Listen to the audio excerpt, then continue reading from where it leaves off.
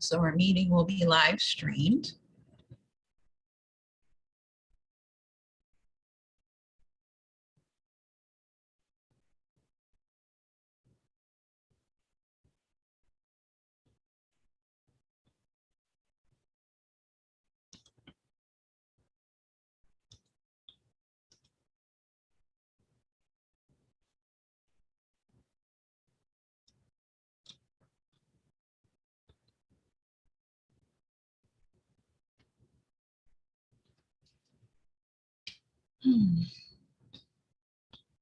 So just let me know if you can see our name as well.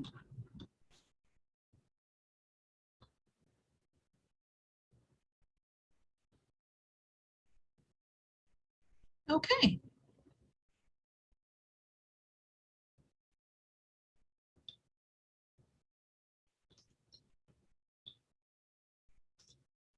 Okay, so our meeting is being live streamed. That is the video link.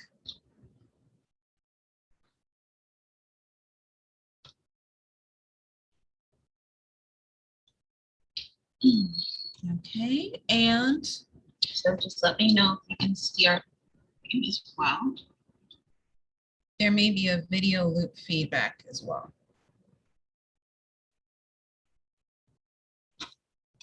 Okay.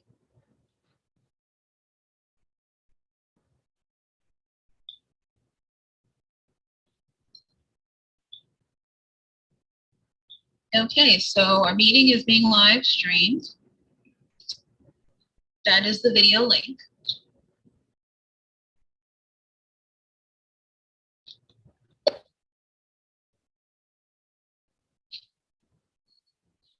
And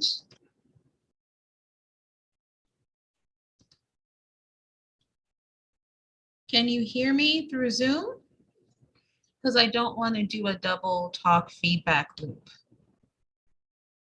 Yeah.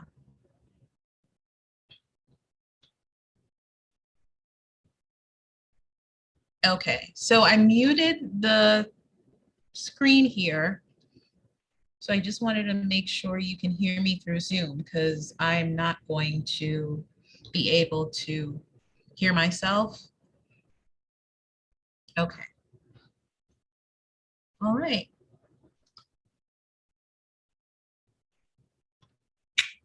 Awesome.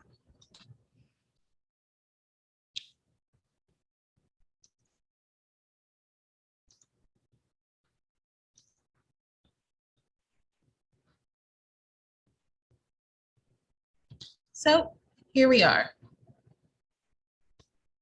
Week 14, our last week, we are going to be meeting actually till the end of this class.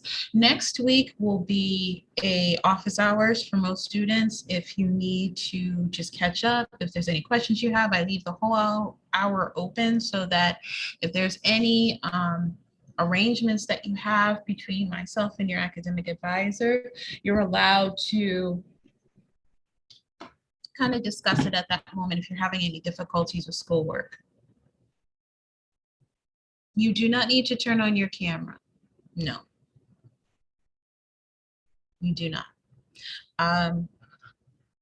What will be happening also at this time, it's more just so a touch base for everyone. So we have our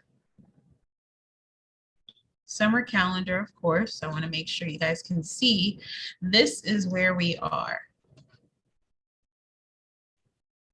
We are week 14, last week. And to repeat, no, you do not have to submit any of your assignments in Canvas for this semester. This is the last semester for Blackboard, so you don't have to learn anything new. I know a lot of folks, that's a great thing. And yeah, it's not that fun.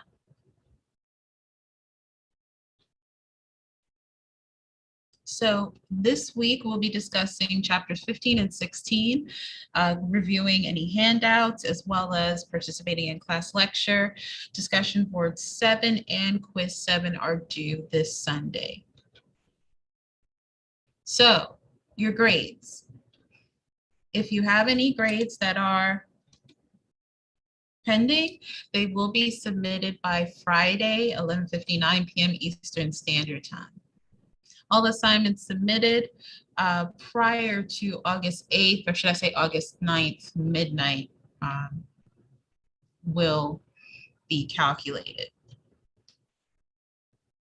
So no class next week. As I said before, this will be utilized just for office hours for this class. It'll be online via Zoom. I'll be here from 6 to 8. And just for any review for any outstanding assignments, if you have any extensions previously determined by your advisor and myself. Okay, so discussion board post 7. So the current demographics show that there are more females and more whites among the elderly than males and non-Caucasians. However, population trends change and suggest that that proportion of non-Caucasians among the elderly will increase. Many of these non-Caucasian elderly people will have lower socioeconomic status. Do you think that the healthcare system is equipped to meet the care demands of this group of elderly people? What can we do as healthcare providers, insurers, and government officials to meet these challenges? This is also prior to COVID, so I mean, address it as best as you can. I just want to make sure you guys can hear me. Cool. There was a feedback loop, so I want to make sure that you guys don't have that. So this is the extra credit assignment. It's a discussion board post starting week 15. So simple question, what materials have you learned during the past 14 weeks that will make a difference in your life? In order to qualify for the extra credit assignment, students must have completed all assignments in the course by August 15th, 2021 at 11:59 p.m. Eastern Standard Time. So if you have an extension, unfortunately, we're just trying to get you to complete whatever predetermined material is on the syllabus. We're not going to be offering the extra credit unless you've already submitted this. It's an extra credit assignment. It's voluntary. Nobody has to do it. It's worth 200 points, so it's a 2-for-1 deal for discussion board posts. I will as well still be dropping your lowest discussion board grade regardless of what you've submitted in the class. So if you have a 0, I'll drop the 0. If you have whatever is your lowest grade, I'll drop your lowest grade. It's just like a discussion board post. It is 3 different posts on 3 separate days. That's it. That's the grading policy.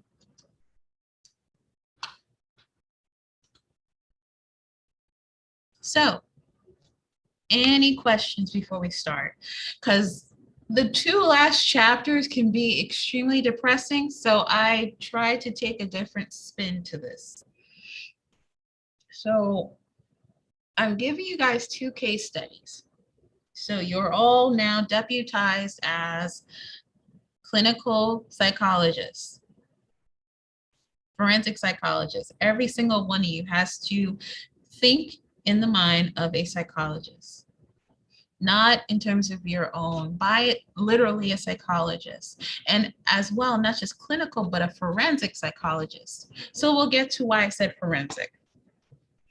So social aspects of later life, such as your psychosocial, retirement, relationships, and societal issues that arise, can be very problematic and damning.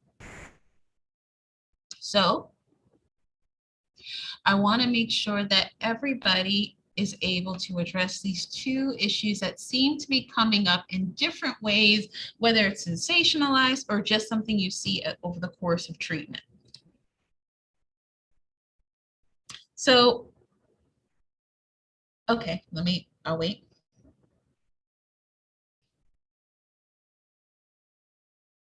Yeah, it's voluntary. There's no need to do the extra credit assignment. You're not going to get you're not going to get knocked for not doing this assignment. It is a voluntary assignment, just extra credit. Mhm. If you don't want to, you don't have to.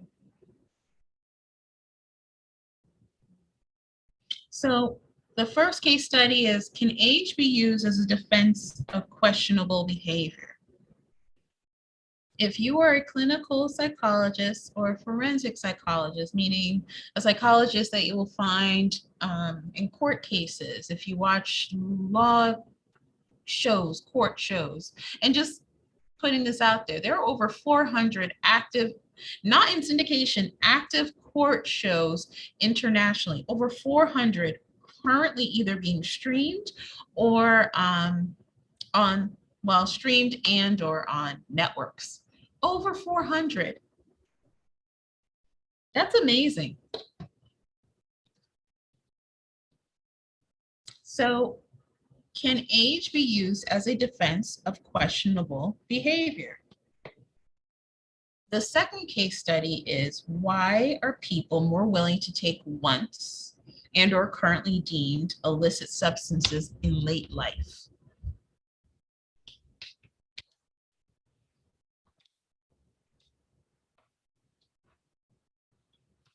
So I'll keep going back to this. But the reason I ask this question is because there are more evidence-based, but also controversial topics around allowing elderly people, they're usually the first demographic that has a monitored and approved usage of an illicit or class A, B, C deemed drug. So I want you to look at this video. It's by Dr. Carl Hart. He's currently a professor at Columbia University, and it's pretty controversial. I don't deem him as, a bad or good. It's more interesting to see his take on this. So we're going to watch this video and then we'll discuss.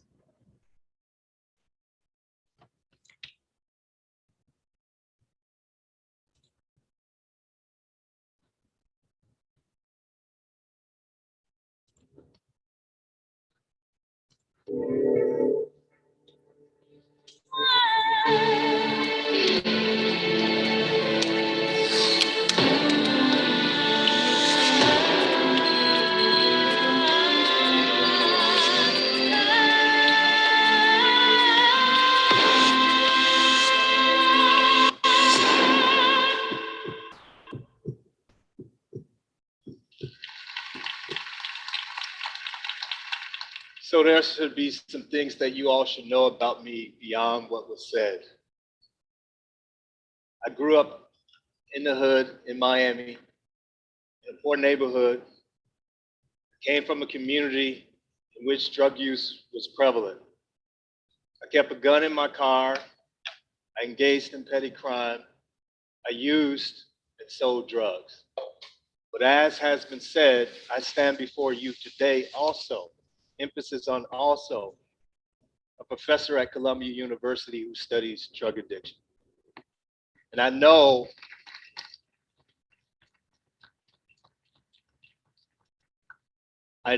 what some of you all are wondering, especially the ones who haven't Googled me yet. How in the world did you get from there to here? Fortunately, there were a few key decisions in life that changed my course. After high school, and joining the Air Force started me on the path of higher education. And I ultimately earned a PhD in neuroscience. You see, I studied neuroscience specifically so I could solve the drug addiction problem. See, I fully believe that the crime and poverty in my community was a direct result of crack cocaine. And so I reasoned that if I could solve or cure drug addiction, I could fix crime and poverty in my community. So I was told, and I fully believed, that drugs like crack cocaine were so addictive that the user only needed one hit to become addicted. So in 1986, when Congress passed laws punishing crack cocaine trafficking violations 100 times more harshly than those for powder cocaine, I thought that was quite appropriate. I mean, after all, 16 of the Congressional Black Caucus members voted for this legislation. I thought it sent the clear message to crack users and dealers in places like my old community that we wouldn't tolerate them destroying the neighborhood or the community. But I was unprepared for what I would learn as I went about making my contribution to the study of the neurobiology of drug addiction. And ultimately, this new information that I learned changed how I viewed the role of drugs in the whole poverty crime cycle. I first began questioning my thinking when I discovered that drugs like crack cocaine were not as addictive as we had been told. There is no drug in which the user uses one time and becomes addicted. In fact, 80 to 90% of the people who use illegal drugs are not addicts. They don't have a drug problem. I think I need to say that again. 80 to 90% of the people who use illegal drugs don't have a drug problem. Most are responsible members of our society. They are employed. They pay their taxes. They take care of their families. And in some cases, they even become president of the United States. All three of these men reported illegal drug use when they were younger. Now, the point here, my point is not to besmirch or tarnish the reputation of these men. They all served their country.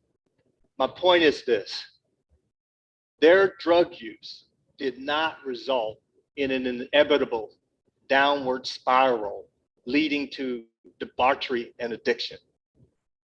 And the experience of these men is the rule, not the exception.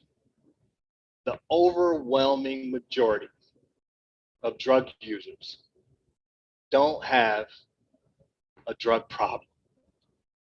Now, the notion or the idea or the basis for this one hit and you're hooked idea comes from experiments conducted in the 1960s and 1970s. Laboratory animals were given unlimited access to drugs like cocaine and methamphetamine, will repeatedly self-administer or repeatedly press a lever to receive intravenous injections of these drugs until it kills them. These early experiments provided evidence for the drug seeking into death notion. But that's not the whole story. In the cages in these experiments that I'm explaining or describing contain nothing else but a lever leading to intravenous drug injections. The most interesting part of the story for me, however, is what happened when the animals were presented with an alternative as well as the drug lever. The alternative being something like a sexually receptive mate or a sweet treat. When given an option, animals do not self-administer drugs until death. In fact, the animals will often take the non-drug alternative over the drug. We followed up these experiments in my laboratory using human research participants. We recruited crack cocaine addicts from New York City. By the way, my use of the term addict conforms to the DSM definition of substance use disorder. And equally important, we met all human subjects and regulatory requirements before initiating these experiments. So we brought the cocaine users into the lab. We gave them a choice between $5 and a hit of cocaine, crack cocaine, worth more than $5. We repeated this with each person many times over several days. What we found was that the crack cocaine users chose to take drug on about half of the occasions, the other half of the occasions. Even a nominal amount of money was enough to deter crack cocaine addicts from taking drug on at least half of the occasions. Not exactly the insane anything for a hit behavior that I was taught that crack cocaine users would display. We next recruited methamphetamine addicts and repeated that same experiment.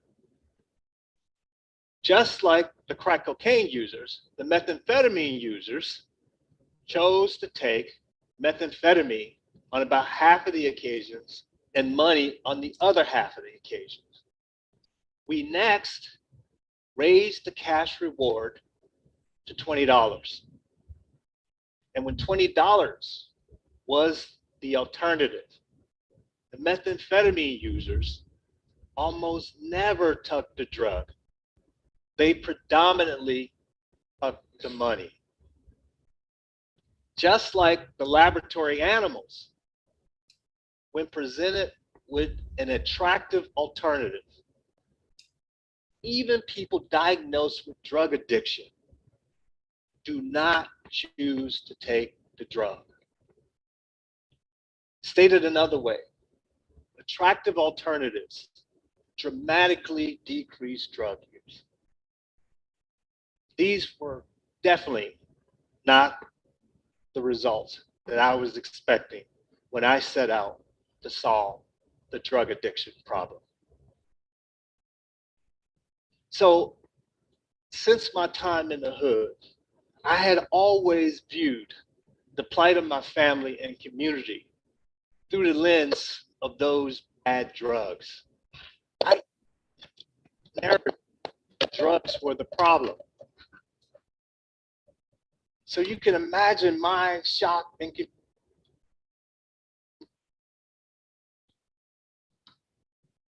confusion as I started to uncover evidence that crime and poverty were mostly independent of drug use. I mean, crime was in poor communities long before crack cocaine ever hit the street. And annual FBI statistics clearly show that the overwhelming majority of prisoners were not addicted or intoxicated during the time of their crime. And as I think back over my family situation growing up, we certainly were poor well before drugs ever entered the picture. And I certainly engaged in petty crime, but it had nothing to do with drug addiction. It was about money and status.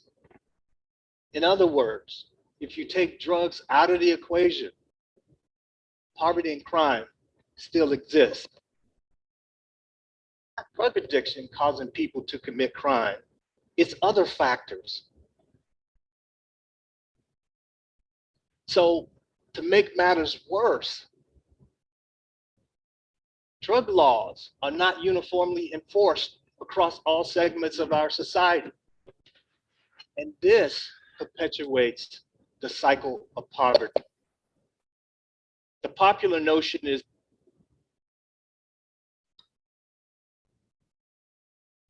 that poor Black people use crack cocaine, while wealthier white people tend to use powder cocaine.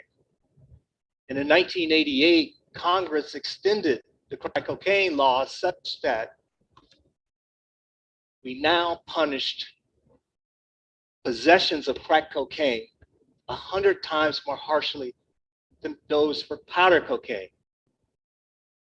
Scientifically, it makes no sense. Crack and powder cocaine are the same drug. They both have pharmacological predictable effects. As the dose of either are increased, so too are the effects on blood pressure, heart rate, euphoria, addictive potential, you name it. It's true that smoking crack cocaine produces a more intense effect than swallowing or snorting powder cocaine.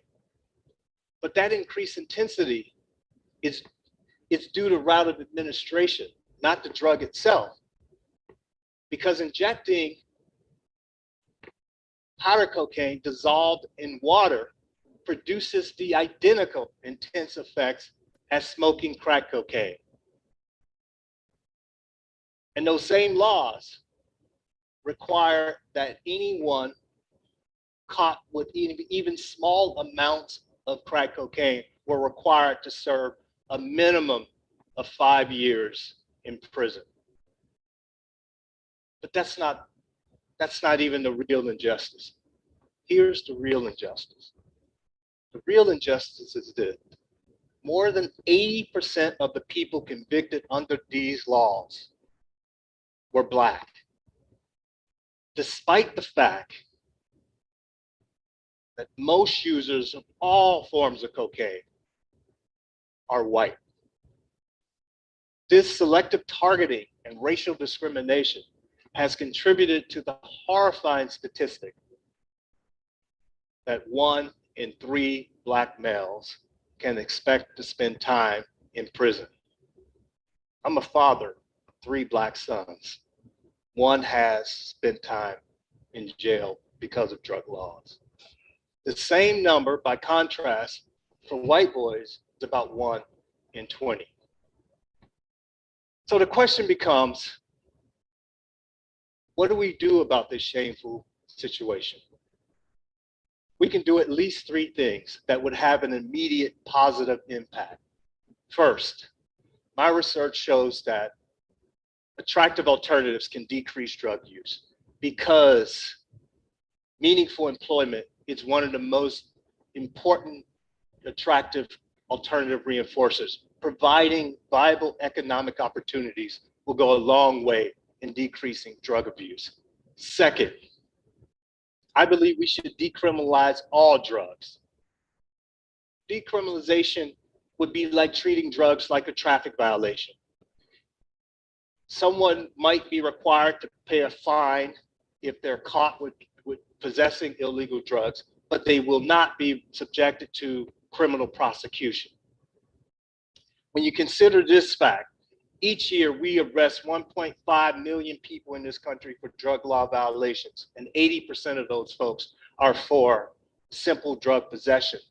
Decriminalization of possession would have a huge impact. Countries such as Portugal and the Czech Republic have already decriminalized drugs. Their drug using rates, overdose rates, are lower than ours in the United States and are equal to or lower than their European neighbors. But under decriminalization, significant portions of their society are not stigmatized, marginalized, and unfairly incarcerated. If our goal in the United States is to have a legal system that treats everyone fairly, one that's just, then we must change the way we criminalize and selectively enforce drug laws. Third, I believe science should be driving our drug policy and drug education, even if it makes you and me uncomfortable. The first step is to be honest about drug use. If we are honest, we can decrease the number of people who die from drugs dramatically. Here's just one example of about being honest. 75% of the people who die from a heroin-related overdose death do so because they combine heroin with another sedative, like alcohol or benzodiazepine. The public health education message is simple. Rather than vilifying heroin, the message should be, if you're going to use heroin, don't combine it with another sedative. People will always use drugs. They always have used drugs. We must learn to live with this fact. We already take this approach with other potentially dangerous activities, such as sex, alcohol, even driving.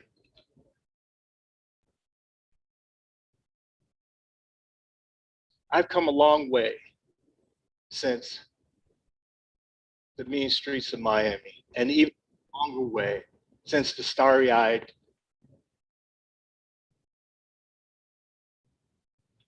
young man who wanted to eradicate drugs. That's the best way to deal with the drug problem. Today, I no longer want to eradicate or eliminate drugs from our society. It would be naive to think so.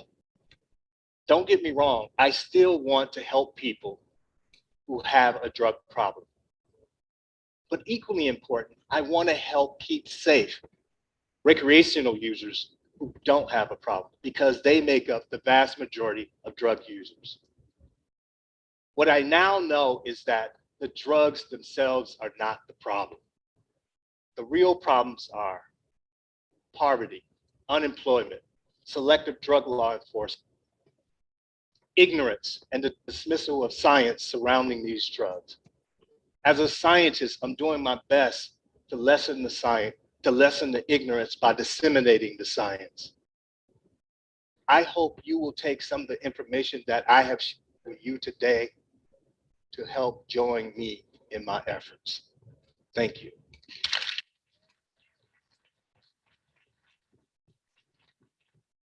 So first, what are your thoughts? And I want to emphasize that he did say he utilizes both cocaine and heroin frequently, not even episodically, frequently. He uses it as if we would use aspirin or ibuprofen. And the reason why I wanted to say that, because it changes your perspective on how you view people who engage in this, right? It's a little different.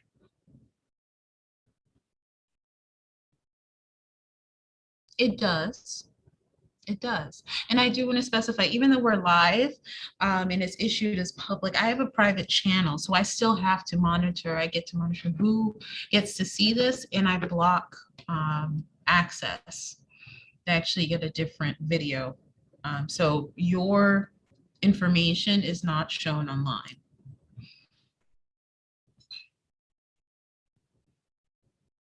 Mm. Well, why are you stuck on that, Cheyenne?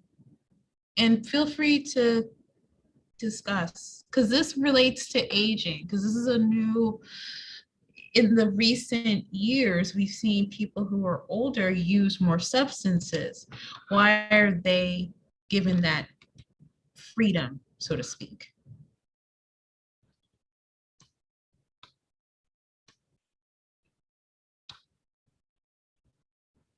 Mm-hmm. Mm-hmm. Yeah.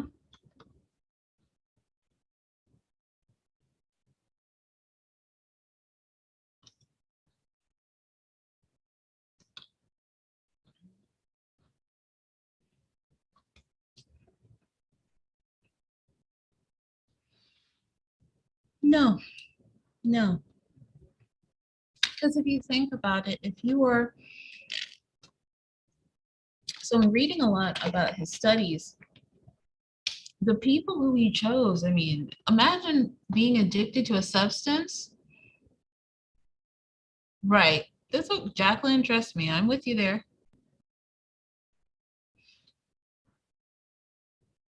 Freedom. What do you mean given the freedom? I mean, or he means, Tamara. Uh,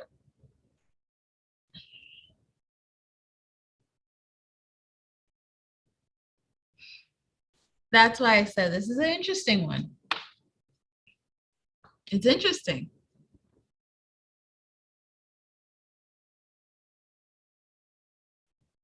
Why are you given that freedom? What in term?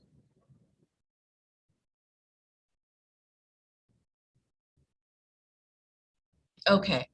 So no, I don't think people, in terms of the access to in his research studies, he says that people are brought in. I'm actually seeing an announcement and hearing that um, they're paying you to use crack or cocaine. I'm wondering how you filtered the demographic pool. Yeah. So essentially, he's asking people to come in and test, and you will have a certain substance, and he has to disclose it due to international review board. You can't give people crack or cocaine or any illicit substance. I mean, the amount of review that had to go through in order to approve this study had to be amazing. Oh, in terms of, I'm sorry, I think maybe it just clicked freedom to check the YouTube usage. So this is, if you have a discussion, if you want to speak freely, please do so. You're not going to be taped or no one else can see this. I gave you the link. That's what I meant, Tamara. Sorry if Bill, I was trying to figure out what you were asking. I'm talking about in our discussion. Yeah. So back to this. Imagine conducting the study saying, well, we need you to take, this substance, and you're looking for people who previously have a relationship with crack, cocaine, or heroin. And they say, nope, I'll take the money. Well, think about it this way. And I'm going to go back to Cheyenne's initial question or thought, how if you are truly addicted, you will always go for that next high. So several things can happen. One, you don't necessarily have to be in dire need at that moment. If you are in this study, you could also choose to take the money because you can probably get um, more for less. It doesn't necessarily mean that you want it in that moment, but there's it's isn't it's a powder keg. So I'm just gonna go back because you guys were like, I cannot believe this is actually happening.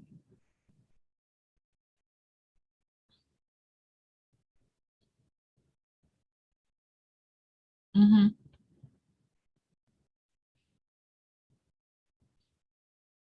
Mm. It's all about what needs need to be met in that moment. Do I agree completely with all of his findings? I would have to look specifically at his study to see if, number one, this is replicated. Two, if what level of addiction does a person have at that moment? If, are they, there's just, it's difficult. Everybody's different. I brought this up because people who have struggled with this, can you imagine such a thing? And even this person, right? And the great part is this is, private. Yes, he is a professor at Columbia. Yes, he has the credentials, but it's jarring that this is a person who is reportedly actively using, not just on his own, not just episodically, but he will use this in everyday life with his wife, not just cocaine, but heroin. What are the long-term effects? He is the antithesis of the competence environmental press model. Is it his physical health that keeps him in shape? Is it his ego? What does Columbia University think about this? Did you notice some motor agitation during the study? I mean, the study, but the TED Talk? Hmm. Hmm. Skin discoloration, there's definitely a sallowness. I mean, regardless of color, of race, of anything, the effects, the long-term effects, and remember, cocaine was one of the original antidepressants. But the long-term effects of this, as much as you can neurologically think, yeah, there's something to this, but the usage in which is functioning is not how, even in prior days, what it was meant for.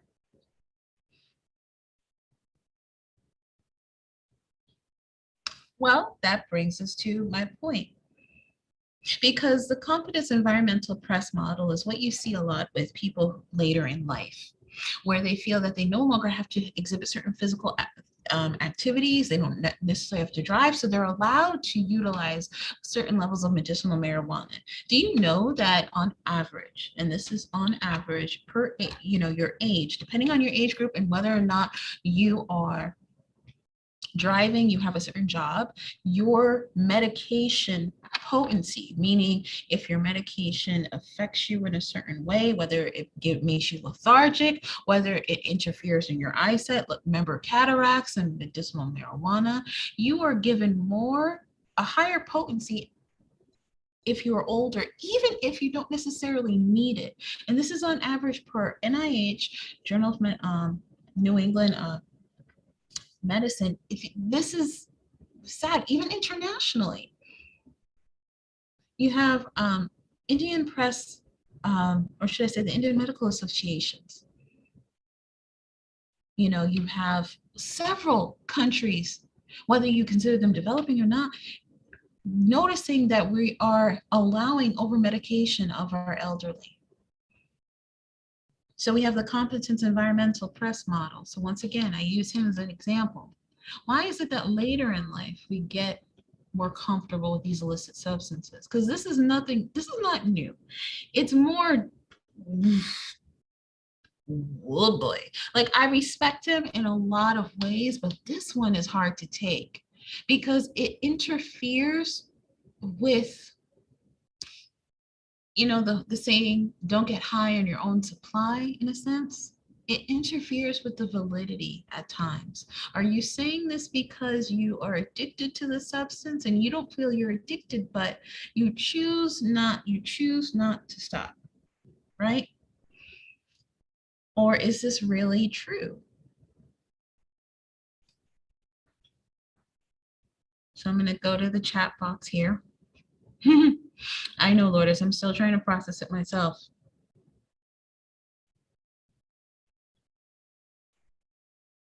Jacqueline, I do think that he's functionally addicted. And even the functionality of it.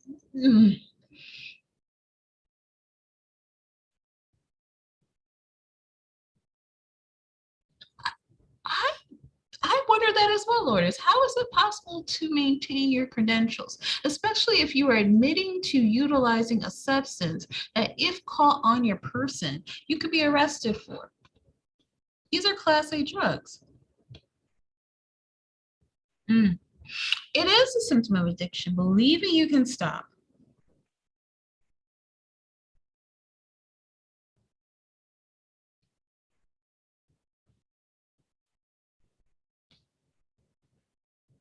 Mm. Yeah, I'd like to see what he would be without the drugs. Mm. Really? Okay, Andrew. Mm. I'm not saying should it be legalized. It's more of how, because Portugal, he is absolutely right. The cases in Portugal are so low when they legalized it. It's it is astounding. And it goes to how everybody is their own genetic recipe, how you take it into your body, how you process it. We tell people to, psychologists will tell patients, clients, get genetic testing because there are certain medications that you're allergic to. You know, before we would discuss penicillin, you know, anything with a cillin at the end of it, you know, if you're allergic to that, you may be allergic to a class of medication. Some people get stomach aches from aspirin or steroidals. It's not, there's no difference. If we look at substances as allergic reactions, because there are people who are older, who have been lifelong abusers of a certain substance, and you're wondering how they're still functioning. I keep bringing up Keith Richards. I mean, yes, maybe money and he has access to, you know, things that can help, but Keith Richards has been knocking around for how long? And maybe, and then you'll see maybe a person like, I mean, I guess you could say he was using, but there was a celebrity, several, River Phoenix, you have Amy Winehouse. I mean, what is it about genetic makeup that can create that, right? It's tough. It's tough. It's not, I'm not saying either or. I do feel that we need to legalize because it's medications. It is hard on the system, but there's a certain level of, so let me put it this way. When alcohol was illegal, we went through an economic downturn. Not saying that alcohol was the cause, but there definitely was a component contributed to alcohol. The primary reason to legalize alcohol was not necessarily because it was against rights and whatnot, it's because of the financial component. Same thing with cigarettes. Imagine if cigarettes were outlawed. They're thinking of doing that in Great Britain. Outlawing usage of cigarettes in certain venues, yes. So this is within the last 2 weeks. So just reading NPR, yeah, thinking of outlawing cigarettes. Imagine if the US government said, we're thinking about outlawing cigarettes, and I mean, they outlawed in a lot of places, but to literally outlaw it or worse, put, let's see, double the value of the cigarette. So what a pack is, depending on what you get. Yeah, yeah, yeah. There's, and that's part of the issue with marijuana. The reason why marijuana packaging and even just usage, and now you see this more, it's the elderly, the older you are in life, the later you are in life, seem to be a breakthrough, right? There's the preventative and corrective proactivity model. You have preventative adaptations and corrective adaptations. You know, older adults tend to engage in more corrective adaptations. Proactive adaptations reduce the negative impact of life stressors. But corrective is, I've done something, I need to figure out how I can, you know, you're not necessarily reversing, but you're just not doing more harm.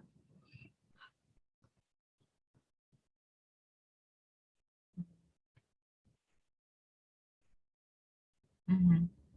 Substance use and the intent. I mean, Lourdes and Andrew, you guys are right. It's hard being in this field in health and human services. And I mean, not just in the hospitals, but in the jails, the prison, and penal system, anything. We all see just the money-making machine. The reality is there's a lot of money that goes into demonizing or outlawing something. I'm not saying it's not healthy, or you should, if it's not, you know, outlawed, kids, people can't get their hands on it. It's it's hard because there are people who need to have that outlawed because they will use it. Everybody has a different tolerance, but at the same time, okay, if you lean more towards personal accountability, I mean, Oregon, Oregon has decriminalized substances. They have wet shelters, not just wet shelters in terms of active use of alcohol, but also are abusing um, other substances. You can go back. You can go back in. You're not kicked out. It takes a long time. If you've used certain substances and you have an addiction to it, I've known people who they've been through detox at least over 100 times. And it's not an age thing. Yeah. And, you know, there'll be people say, we can't make this okay. We have to make this okay. We, you know, people still do drugs, or people, you know, there's a, and it is a class system. It's an issue, but at the same time, I'm speaking specifically for age. Specifically for age. This is something we're seeing more and more of. A lot of experimentation because, you know, I'm older. I lived this long. If I die now for a drug overdose, so what? And it can still do a lot more damage. Do you think legalizing drugs makes addictions better or worse? Whoa. Um, that is a loaded question, but thank you. Do you think legalizing drugs? Well, it depends on the type of drug. It depends on where it's going. If you just say, oh, you can get it, marijuana. So marijuana, the reason why legalizing marijuana or hardcore drugs, okay. So let me start off with marijuana because it's all about who's producing it, where you're getting it from, and how accessible it is. It's one thing to legalize something, but if you have no access to it, it really doesn't matter, right? Now you can order things online. So I think about the monetary gain. So who exactly is producing this? Are we getting this from Afghanistan? People say, oh, the best marijuana is from this place, this place. Are you getting it from Afghanistan? And how is it coming this way? What taxes will be added to this? Let's say marijuana becomes federally legal like cigarettes. You can buy it over the counter like anything else.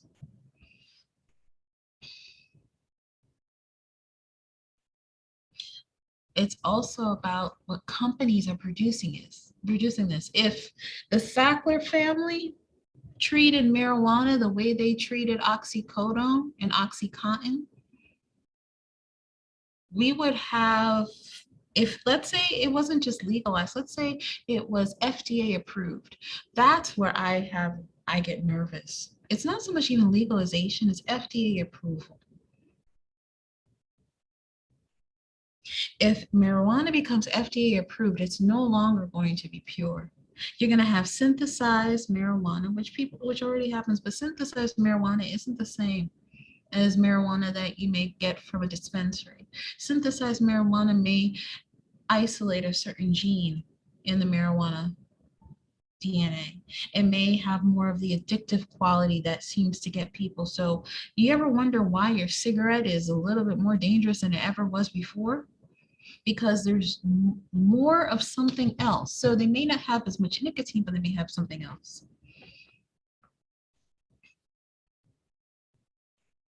Mm. That's the thing. Do people really want to treat it though? If it's something that's legal, people won't see it as something that requires. That's the same. I mean, and it's up to you. It's completely up to you. We do spend a lot of time reinforcing um, the drug war. We've lost that war. Do I think we should legalize it? Okay. Legalize it for 21-year-olds. Sure. Sure. Because it does get to a point of personal accountability, right? Yeah. But at the same time,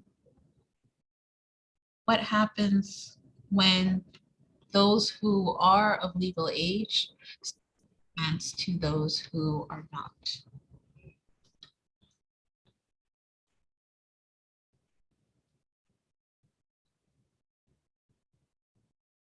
Mhm. It's a hard thing. So if you think that drug dealers are upset now, imagine what they would be like without a product. I use the mining or the utilization of like electric cars and all of this nature. What happens when you take money the out of drug dealers' pockets? They don't just disappear.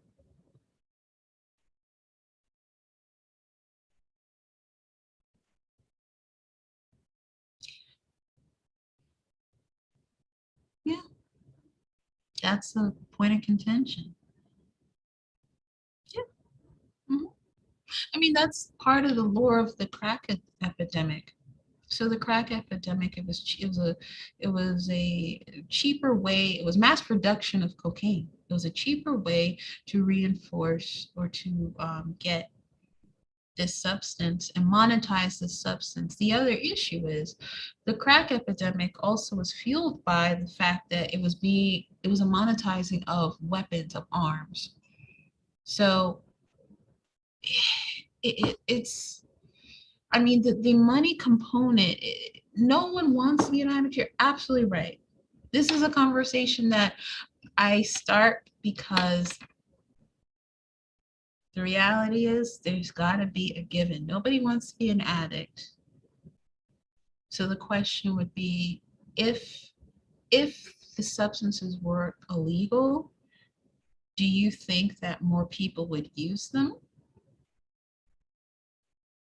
Because alcohol isn't illegal.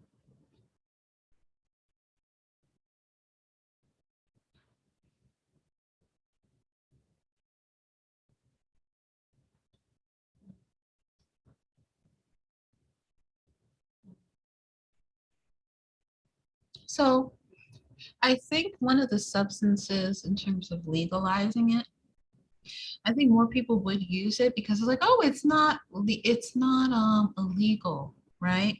The same way how people utilize marijuana. Do I think marijuana should be legalized federally? I think that's the test case. Even more so than cigarettes. I think the second you legalize marijuana, you're going to see all of the things that we did not think about. It's very scary. I go back and forth. Federally, legalizing marijuana across the board? Yes, but for certain populations. So to answer your question, well, my big thing is, are you legalizing it like it's cigarettes, or are you going to legalize it as if it is an antidepressant or anti-anxiety medication? Is it going to be FDA approved because cigarettes are not?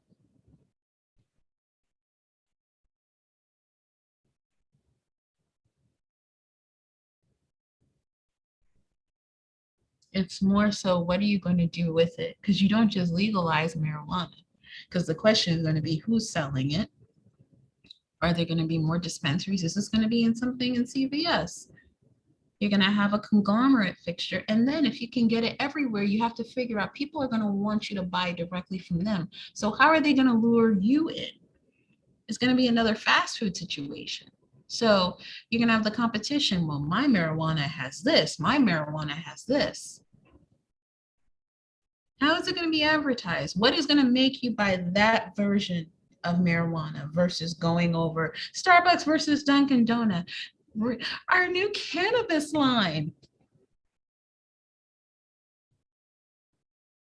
Smoke, choke with your coffee. Yeah, that's what I think of. That's where my brain goes. It's, and if you said that with cocaine, I mean, it's hard to say, oh, if you don't legalize this. Alcohol is legalized. Alcohol can kill you once again without any help from anything else. You just need too much of it in your body. Cocaine and heroin, yes, your organs have to necessarily fail, but you can do an autopsy and it's just you had too much alcohol. It's like drowning. You had too much water.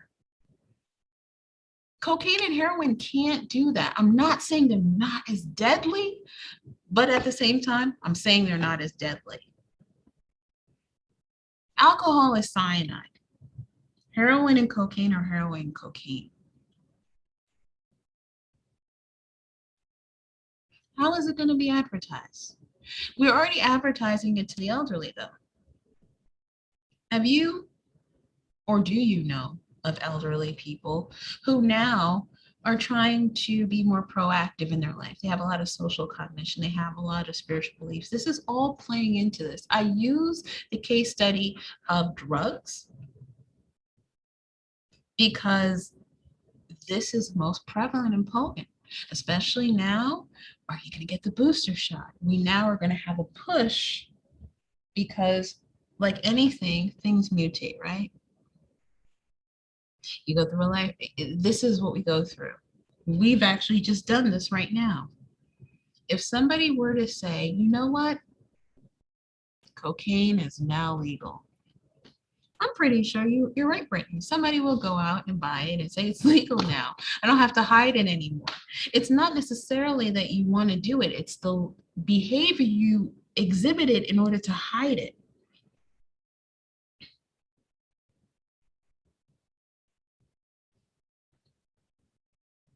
We think about these things.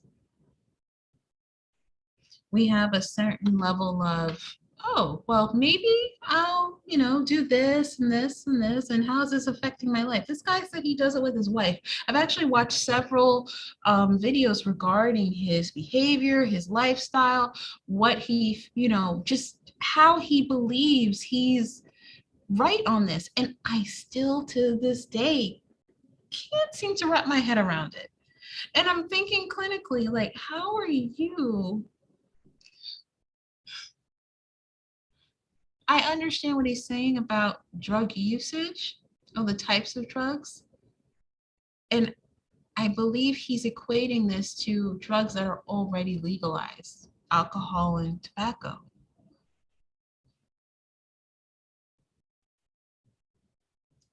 Oh yeah, Lourdes, you're absolutely right. The 6 o'clock news will be a whirlwind, gummies galore. Morning gummies, afternoon. I mean, I can see it now. Get up and go. Put the Coke in your Coca-Cola. If you had all of this, this is what we would be seeing. This is a problem because later in life, we do have that ability to say, you know what? I've lived long enough. I've dealt with a lot of things in my life. I deserve to experiment. So do you know that the growing number of drug abusers is over, and I'm not talking about the kids. It's not, they beat out teenagers this year. This year are the elderly. The elderly, people who are 65 and older, are the fastest demographic of drug abusers in the United States.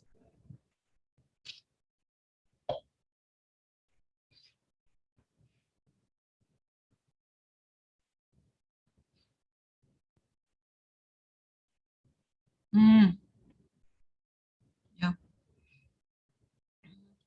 Well, thank you. Yep, Lourdes, you're absolutely right. Mhm.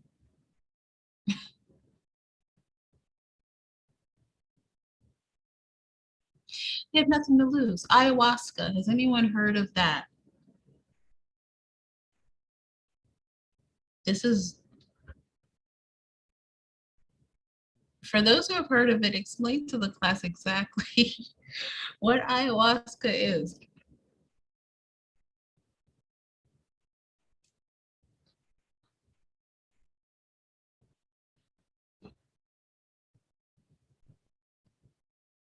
You see this a lot in retirement. Or people getting to the age where they like, I want to have a certain experience. Maybe they did not have it. And I would say that's probably why I'm fearful. They're the group that I'm most fearful for.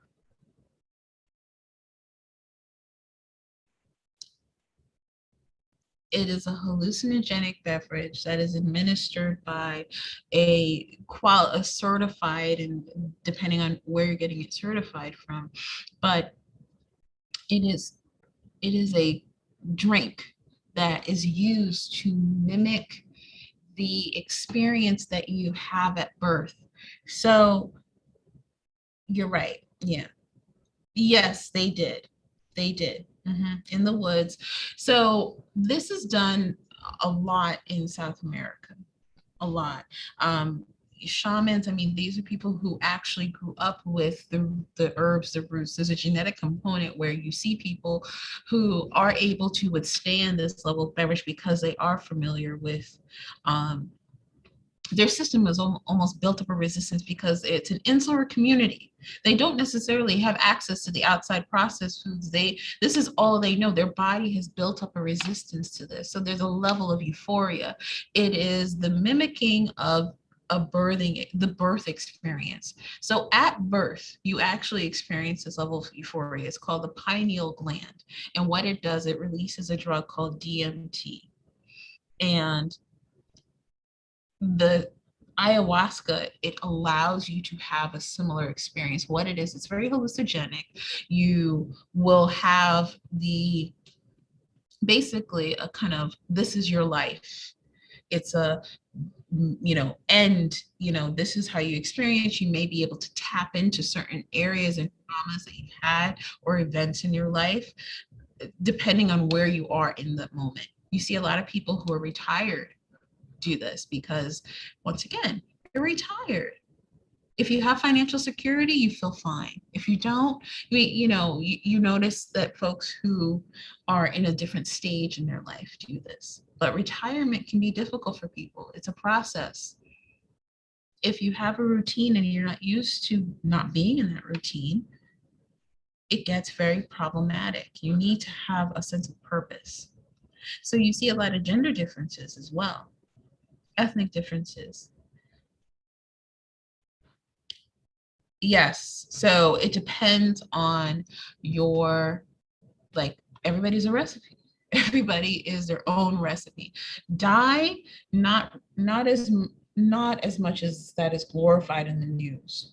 So in terms of people getting sick, part of this experience is to get sick. There's a lot of vomiting and retching, and people can mistake that as a form of cleansing and purging. Yeah, you're purging your system, but not necessarily experiencing, a sense of overcoming. The problem is, if you're hallucinating, your experience is your experience. 9 people have passed away from this. However, and I have to say this with any substance, it's it's about what you're coming to the table with. If you take a hallucinogenic, you cannot be on any other medication, number one. Two, if you have an allergy to it, which most likely you will, because it's a completely different liquid or entity that you've probably never experienced before. So it's not going to hit your system the same way it would the person who's administering it, the people who usually take it, who grew up on it, who built up a resistance to it.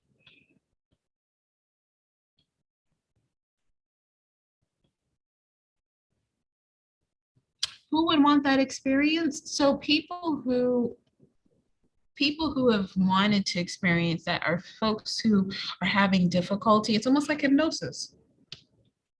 It's popular. Let's be honest, it's popular. A lot of wealthy people do it.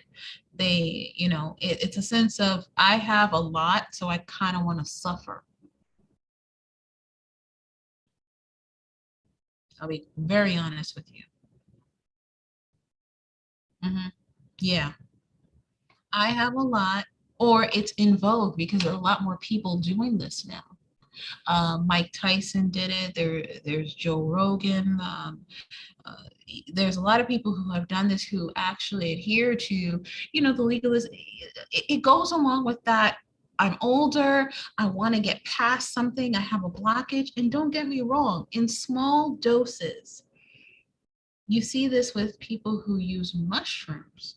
In small doses, this can be effective in therapies helping people break free from us, let's say a psychotic depression. Right, right, right. I mean, there's also a lot of things that go along with it. Some people hold on to things and they have a trip. It's like LSD. Let's be honest, it's in the same class as LSD. My concern again with the legalizing, I have to go back to that. Any drug that can be manipulated, which is every drug, any drug that can be manipulated can also be monetized. It's very difficult to monetize something that will not change. You can package it, you can do it, but you have to tell people my product is different than their product. If you can manipulate drugs, you can monetize it. And the monetization of certain illicit drugs, it's already making a lot of money now. Imagine what happens when the pharmaceutical company and FDA approval get their hands on it.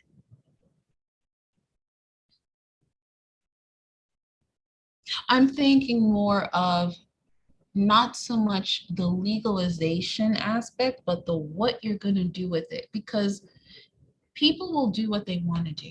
If they have access to it, they will try to get it. I will never accept that cocaine and heroin are good things to do. I don't even like cigarettes. Why? Because I don't even have to smoke it for it to kill me. However, even if I were 65 and over, and this is what's happening, people who retire, and some people don't quit because they can't. Either they can't or they won't, because they need something to do. In this absence of a routine is where you start to see, and not just in retirement, but anywhere, but especially in this age, there's a lot more substance use and experimentation going on. You have to adjust. You have to create those pleasure centers. It's very difficult to, let me put it this way, are you medicating yourself, or are you replacing a behavior or some type of social construct? Sometimes replacing the behavior and social construct become medication. People who medicate themselves are avoiding life in that way. And it's hard to say that about illicit substances, because we on the other side then have FDA approved benzodiazepines. We don't necessarily talk too much about the death rates regarding that, but I'm pretty sure, and Andrew, how many people have you known or experienced or seen in your lifetime who have had an overdose from benzo?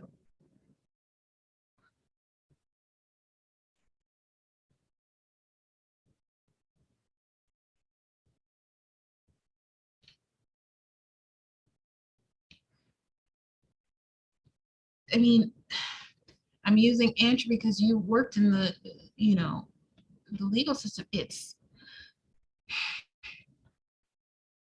benzos is the one of the big three.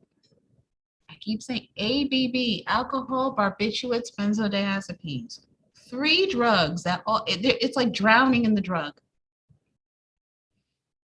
Yeah, benzodiazepines are so hard to kick that you have to, let me put it this way. If you were to get detox and you said, I need a detox from cocaine, they'll turn you away. I need to detox from heroin, they'll turn you away. I need to detox from Ambien. Here's the hospital floor you need to go to. We're going to admit you right now.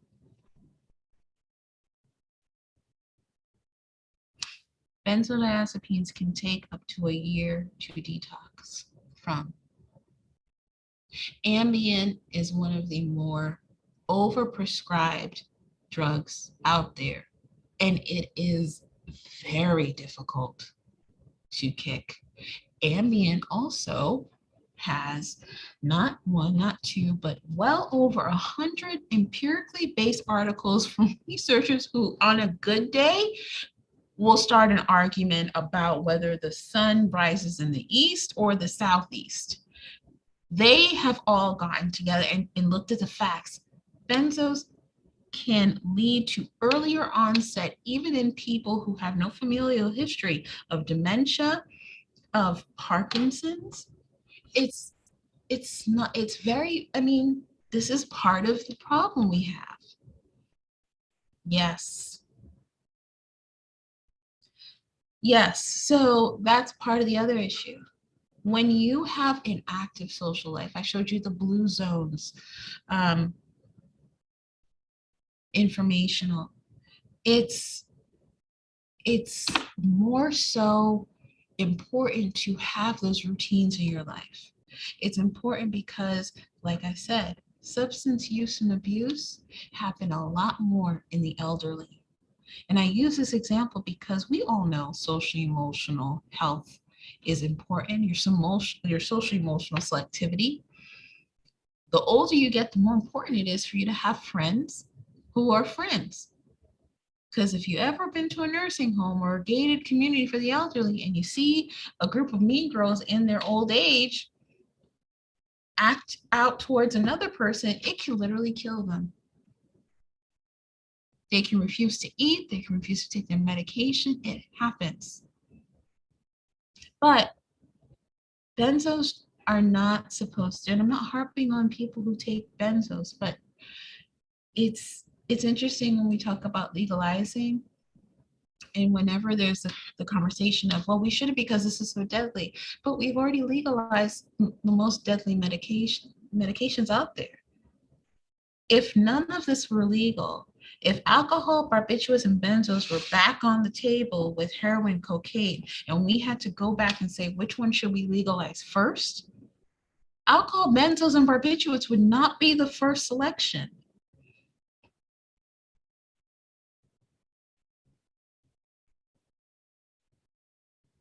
Mm-hmm. So is it bad? Yeah. If we need it, we need it.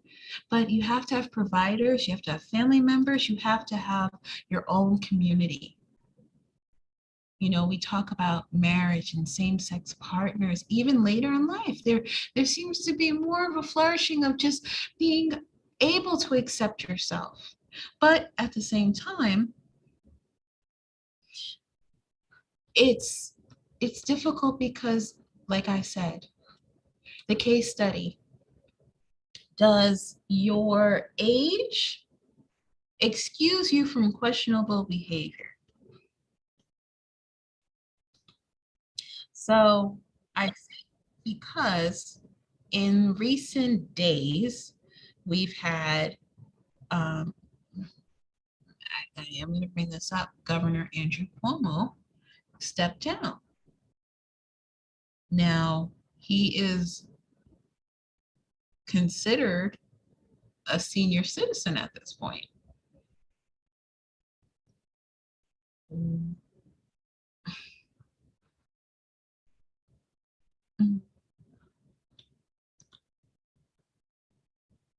Would you consider him excused for his behavior? Because the older you get, the more permission you have.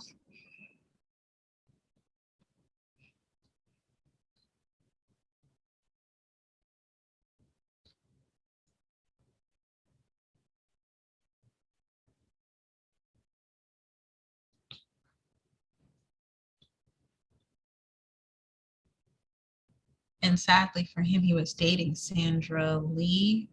I loved her show on the Food Network. It was semi-homemade. They broke up over the summer. So looking from the outside in, like I said, as you guys are all clinical psychologists, forensic psychologists, you can see the progression And if you saw his response to his need or his resignation post or video, you could see that he didn't understand necessarily why, or he didn't want to admit that he understood why. So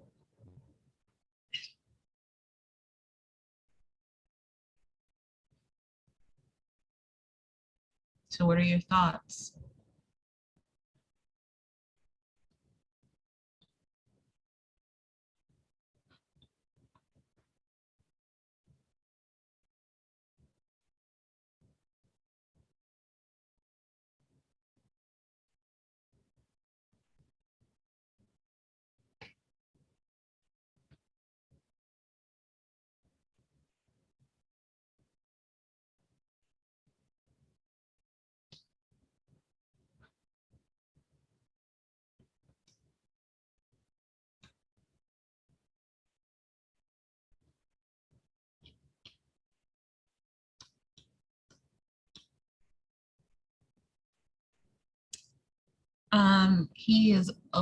He's accused of sexually inappropriate behavior with female colleagues, um, groping, brushing, and inappropriate discussions about sex life in the workplace.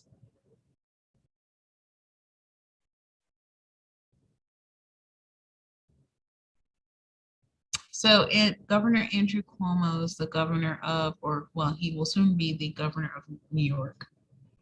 He's the governor of New York.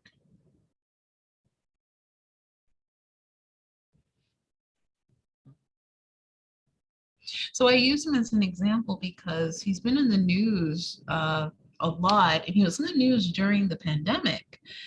He was seen as a, he was a star. He almost kind of, maybe it's a New York thing. I'm not gonna say that, but and I apologize if I'm offending anyone. At least we take a break from Florida. Maybe it was a New York thing because Giuliani had something similar, where if there's a tragedy or there's some type of devastation, their leadership gets heralded as a beacon of hope and following. I mean, he was one of the first governors to really fight back against the administration at the time for lack of follow through. But I use him because this is a person who fits the qualifications of elderly. He's single. He would be considered, I don't think he's widowed, but definitely considered lacking of a familial partner and social support and losing a sense of purpose. This is where you start to see the level of devastation. I will say, just as, back to our lecture, it is interesting how among older European Americans, there is an increase in risk of death, but according to the research, but not in African Americans. Why do you think that is? Why do you think there is less, or there isn't showing an increase in the death rate if a person is widowed?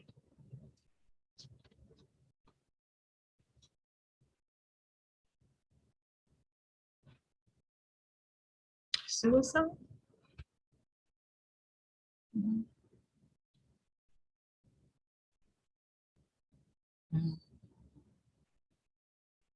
You're right. There is suicide. There is that. I think there's also the component of the possible familial structure. If you come from a community, if African Americans may tend to have or tend to have more at a certain age, especially in this demographic, they showed a spiritual component. The research showed that there was a higher spiritual component than their European counterparts. So it was more so, they found more purpose. It does. It does. It does. And widowers recover more slowly than widows. And there's also the human development expectation that women are supposed to outlive men. That's also something that's there. It's very interesting looking at the research. Women are supposed, there's the preconceived notion that women will outlive their male counterparts, that men are supposed to go first.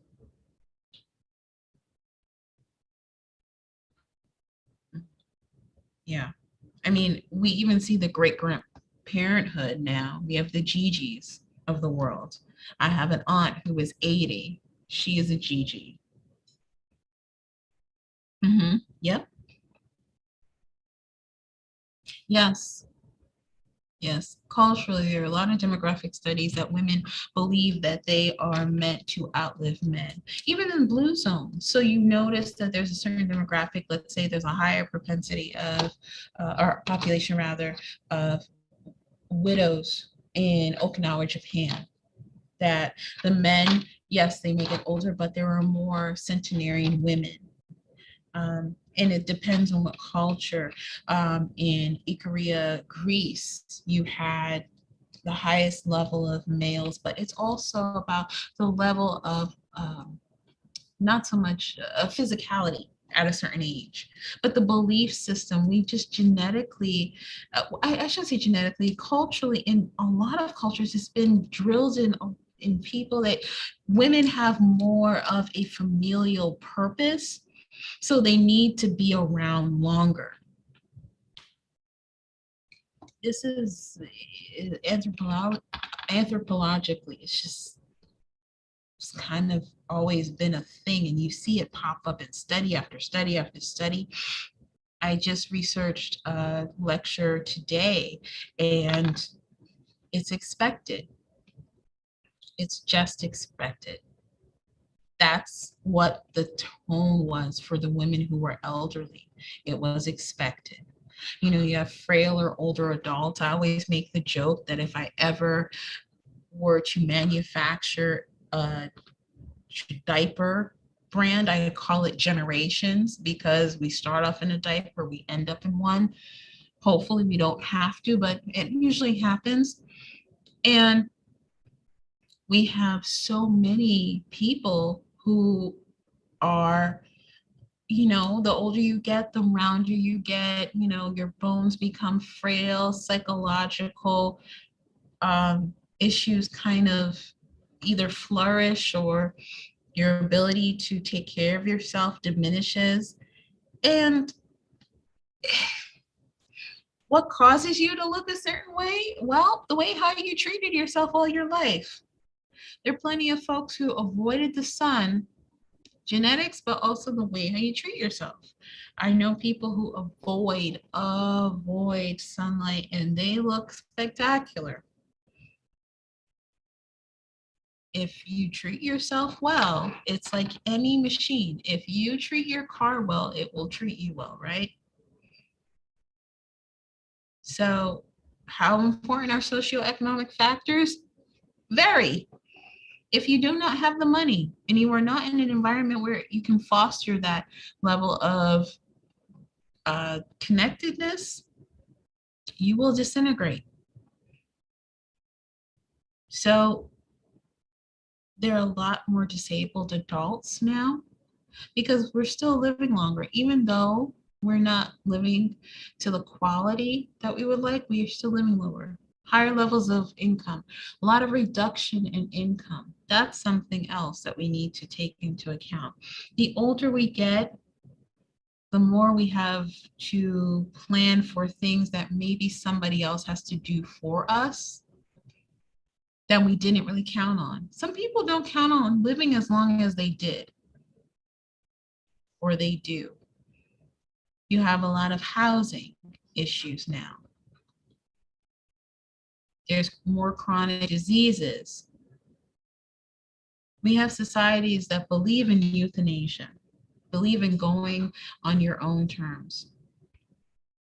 But you also have assisted living facilities where they don't necessarily provide the 24-hour care that we would like, but 67%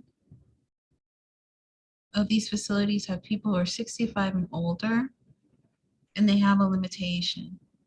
Half of these people have memory impairment. What do you think the abuse rate is? We haven't even gotten to nursing homes. Long-term care facilities provide 24-hour care. It's tough. They're a very vulnerable population.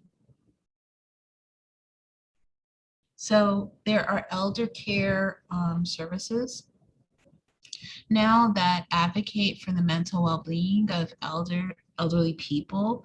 There are late in life groups where people have to join and kind of just, talk about their next step. If you don't think that you're aging, you may not. There are a lot more groups now focused on taking care of our elderly, making it seem that once you stop working, you're not a necessity, and you're not a burden on society. The worst type of abuse, I think, actually, I shouldn't say worst because all abuse is bad. But I would say the abuse that probably makes me act out of my professional self the most would be elder abuse. What does that mean? Yes, you're absolutely right, Crystal. What does that mean, act out of myself? Meaning going in or seeing or watching someone be unable to tell you where a bruise came from, why they haven't been able to shower or bathe, especially if they have dementia, because people with dementia have some very interesting personalities and also just mood. They're not the nicest people at times. But neglect is 60%. Physical abuse is 16. But this financial material exploitation, that's on the rise. The 12%, yeah, that's no longer accurate. We're looking more at 2025.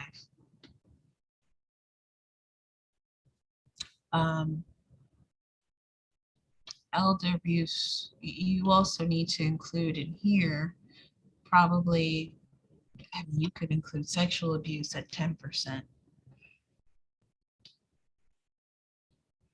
So part of the financial issue is that Social Security. How many of you think that you're going to have a good plan?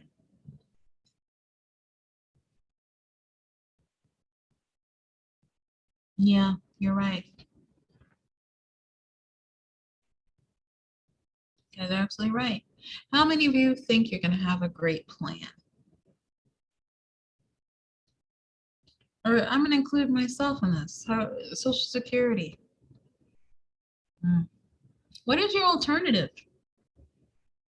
Because the alternative is looking like the plan itself.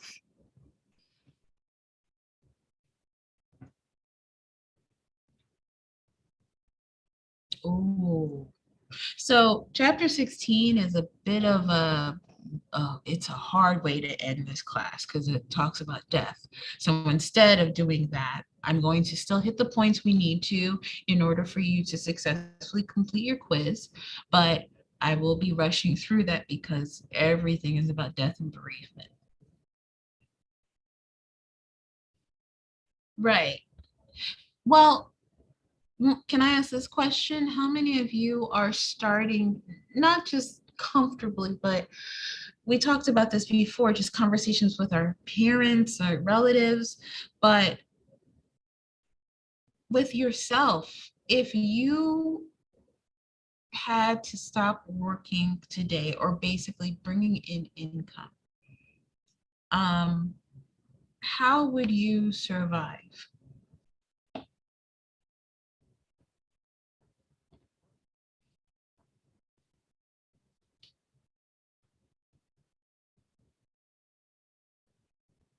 Mhm.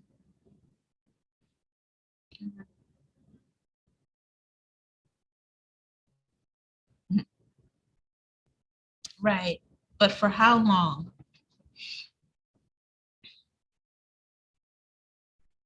Mhm, mhm. This is part of the dying and bereavement chapter because it does make you think what would happen if you lost not only your job, but also a financial support that could possibly assist with anything. Um, to get through graduate school, I worked for about 10 years or so. I think, Jacqueline, you say you also worked at the bank. I worked for Citizens Bank. And one of the things I had to do is to look at that level of planning because we live in the now so much that it's it's almost painful to think about what would happen if I didn't have. You know, you had people who, I remember initially, was it 2 years ago? I think it was 2 years ago, where government workers were furloughed. Yeah, government workers were furloughed 2019. They were furloughed for about a month. And these are people who, thought that they had things in place and in life, right? And come to find out, they couldn't afford medication. They couldn't afford their glucose. They couldn't afford anything, diabetes medication. And how many of us are one paycheck away from not being able to function the way we can, right? What happens? It's difficult to think that way. We have a system designed so that we can hopefully eventually get to a point where we're not thinking about that. But this is how Medicare affects you. As a provider, I find it disgusting how much we have to fight in order to even certify for the basic care. So it's easier for me to what's the certify for Blue Cross Blue Shield. Blue Cross Blue Shield is a healthcare provider, HMO, all, awesome, right? Money, you can have all these copays. Medicare is something you're supposed to have. Medicare and Medicaid. It's very difficult, and it's not so much credentials, it literally is backlog. It's backlog. I have people that would like to see me who have state insurance, or people I would like to, or places I'd like to work with, but because you have a certain amount of credentials, they don't want to pay you because it will be too much. And even if you cut down your rate, it's still too much care. They minimize you to basics. So thinking about that, working with that, I mean, there are plenty of people who are working to make this not the case, and it's an ongoing battle. But I have to say, in a human development class, if I were to sit here and say you can't, don't think about that. You guys have all the time in the world, even with what we have been going through. Even if we didn't go through that, I would still say, what are your plans? Do you have to?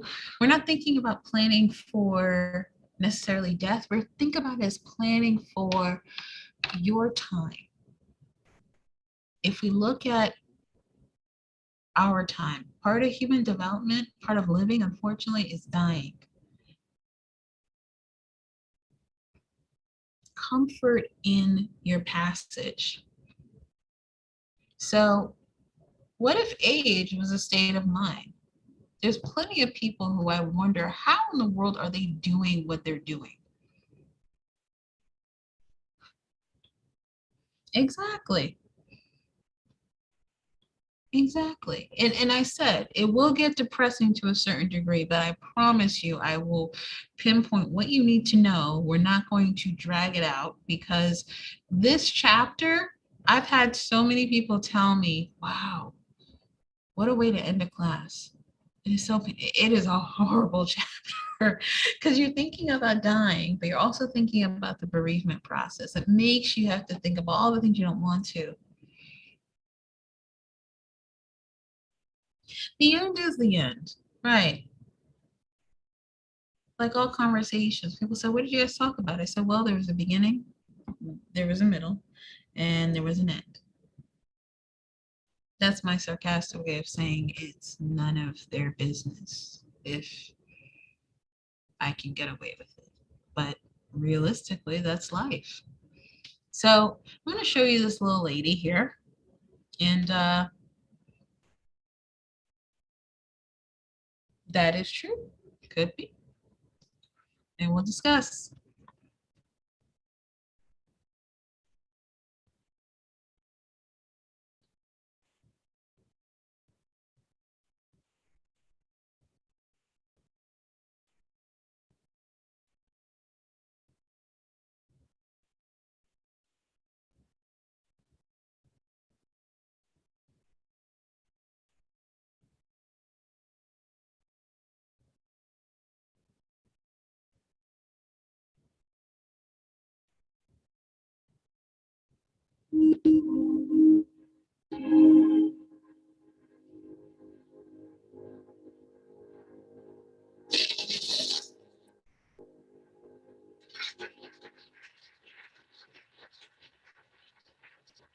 How old do you think this woman is? This is Olga Kotelko, pride of West Vancouver, Canada, flying over the long jump pit at UCLA. So Olga is 91 here. And you may be thinking, what's in the water up there in West Vancouver? Or maybe what's in the genes of Olga Kotelko? Now, Olga, I should tell you, took up track and field at age 7.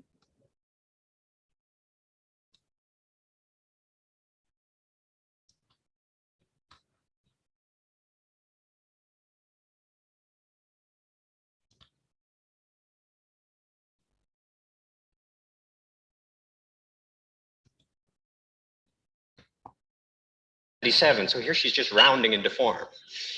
She competed in 11 events, including high jump and 100-meter dash. And she was well on her way at this point to becoming the most decorated masters athlete ever, with more than 50 world records in her age categories. And she and I were well into a pretty intensive investigation of what makes Olga run. And by run, I mean tick, run like a watch. Run like a watch that's running more slowly than other watches. Now, Olga visited a lot of labs for this project, and she had a lot of testing done on herself. And by every measure, she came out at least 30 years younger than her chronological age. This is a person who at 90 reported that she felt like a 50-year-old, and she moved like a 40-year-old. So what was going on? If you ask scientists what slows aging, you'll get answers like eating better and eating less, managing chronic stress, getting enough sleep, not sitting too much, exercise. Olga ticked all those boxes, but then so do a lot of people, and they're not Olga. So what was her X factor? Longevity genes? Her family history says no. Well, as Olga and I traveled together and I got to know her better and better, a sort of strange theory started to push to the front of my mind. What if Olga's not becoming a wizened little old lady at the expected rate because she has decided not to? You know, we'd been paying very close attention to her from the neck down, but what if the real story, or an appreciable part of the story, was happening from the neck up? Now, I call Olga a warrior mensch because she was almost two people in one. Off the track, she was your grandmother. You know, thrilled to see you. Can you stay for a visit? And your timing's excellent because I just made way too much pie. You know, these were sweet traits, and they won her a lot of friends, which actually turns out to be a great thing health-wise. On the track, she flipped a switch. She kind of got the red mist going, you know, and nothing existed for her except the result she was visualizing, a new world record. Olga didn't doubt for a minute that she could compete at an elite level well into her 90s and beyond. Why not, she'd say. And then you try to explain, well, because Olga, you know, after a certain point, shrinking muscle mass and thinning bones, human limits, yada, yada, yada. She didn't care about any of that stuff. She thought limits were illusory. Now, when that's the lens that you're looking at the world through, something happens. Turns out that the stories we tell ourselves about ourselves matter a whole lot. And even the way we think about aging itself matters. So Becca Levy here, a psychologist at Yale, analyzed data from hundreds of American seniors collected over 25 years. And what she found was that the ones who had kind of drunk the cultural Kool-Aid, you know, who believed the messages coming out of their TV sets that youth reigns supreme, and beyond 75 or so, we all fade into doddering irrelevance. Those people tended to become weak and frail at a faster than average rate. Whereas those who had a more positive view of aging, you know, who thought that growing old was nothing to fear and actually had a lot of upside, those people lived 7.5 years longer on average than the ones who kind of rued their lost youth. Now, over at Harvard, psychologist Ellen Langer has spent almost 4 decades studying something called youth primes. And a youth prime is anything that makes you feel young. And what Ellen found is that people exposed to youth primes, and hang with me on this because it's mind-blowing, people exposed to youth primes scored better on a whole host of physiological measures. Their vision improved, their hearing improved, things like grip strength and working memory improved. The upshot is, if you really believe, if you find a way to believe that you're stronger and faster and sharper and nimbler than your birth certificate says you should be, if you really find a way to buy into that, your body recalibrates. Ellen's work always makes me think of Olga, because what Olga did so ingeniously was she put herself in the middle of a whole lot of youth primes every time she stepped on the track. Now, I found out firsthand how this works 3.5 years ago. That's when Olga inspired me to kind of put down my pen and go deeper into the reporting. So I Googled up the entry form for one of her meets, the World Masters Championships in Sacramento. I found my category, males 45 to 49.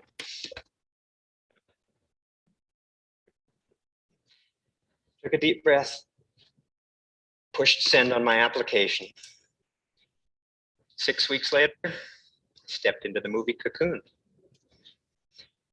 There are thousands of competitors at these meets. It's like a world of quasi-Olgas that I hadn't really known about. And, you know, from here down, they're all a decade or more younger than they look. At one point, I was watching an Australian woman in the 800 meters. I found myself staring at her bum, and I later learned she was almost 70. In this environment, all the cues scream, we're not old. None of us are old. We can't be old because look at what we're doing. Running, jumping, throwing things, school kid stuff, you know, chasing prizes again. That's pretty intoxicating. When a whole community lifts each other up like that, it's kind of awesomely rejuvenating even to watch. Faith, belief, purpose, these are mighty forces. They're hard to measure, which I think may be why they don't get the attention of the other health metrics, but don't underestimate them. Everybody likes to talk about lucky genes, but in terms of its power to shape your life, what's in your heart blows away what's in your genome. And this was my big takeaway from all of this. When I think of my pal Olga Kotelko, I don't think of what I'm going to tell you about is how I did in my race, which I forgot to tell you. I came almost dead last in my race in Sacramento. But I don't remember the humiliation, and I don't remember the pain of that race. What I remember is Olga reaching up. She was barely 5 feet tall, and clamping a hand on my shoulder and kind of pulling me in and saying, "I am so proud of you." Olga died in June, very suddenly, right at the top of her game. A blood vessel burst in her brain in the middle of the night. And people said, "What a tragedy. She could have gone on and on." But Olga wasn't into the idea of super longevity. She was into the idea of super flourishing, just living the life we have. Olga was my youth prime. She James Deaned it out of here at 95, leaving nothing undone and nothing undreamed. And I want to say we should all be lucky that luck doesn't belong in this story. Thank you.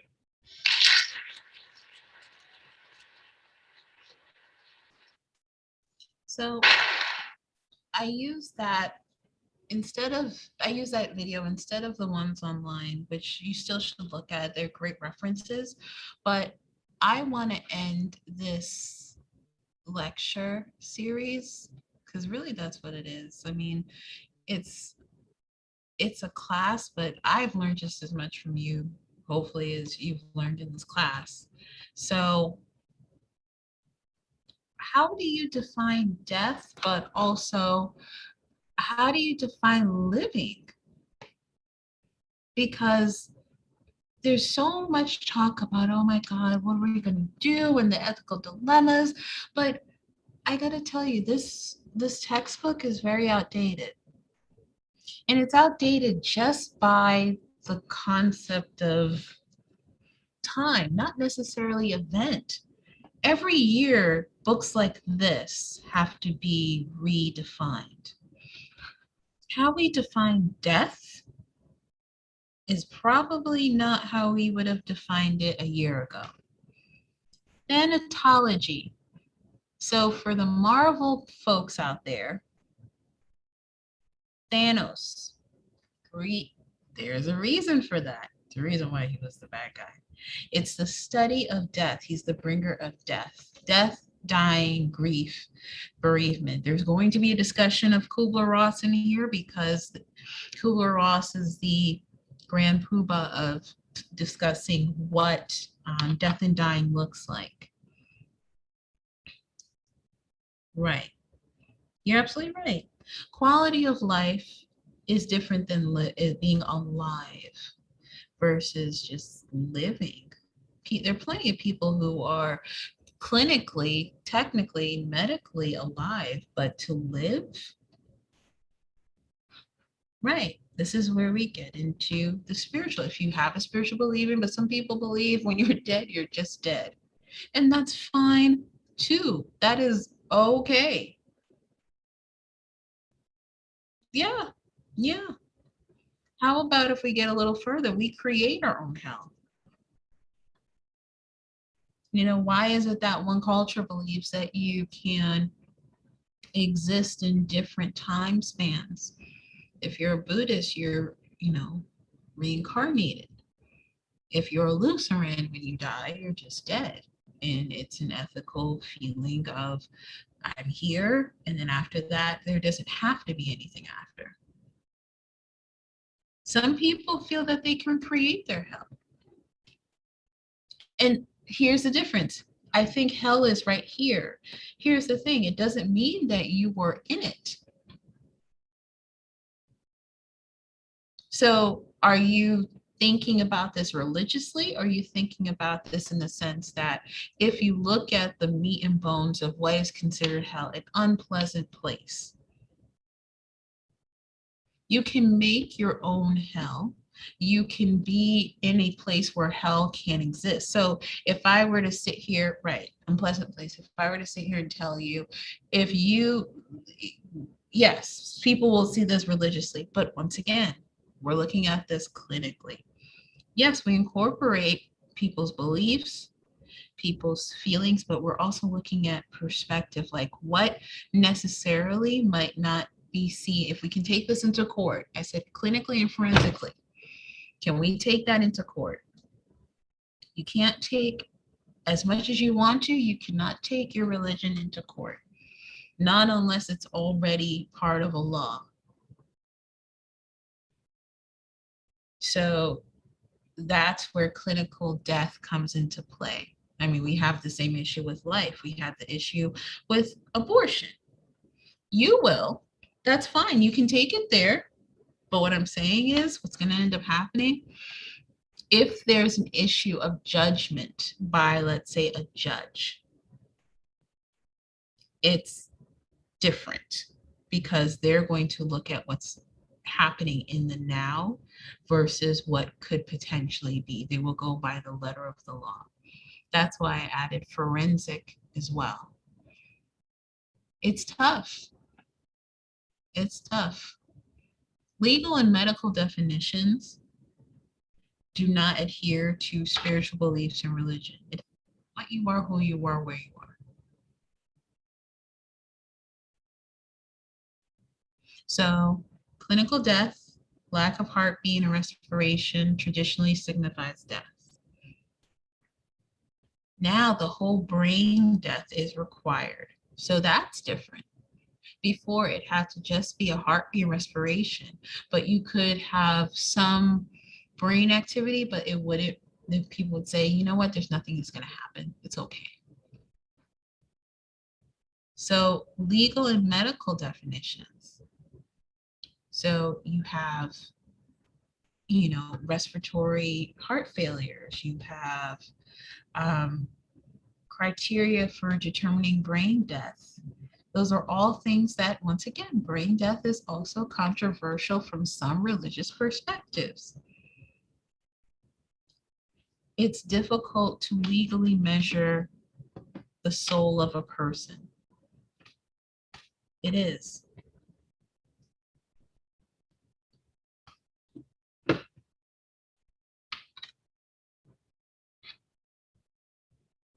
These are hard questions people don't like to answer, don't like to discuss. It's anti whatever they feel. And okay. Okay. But in these moments,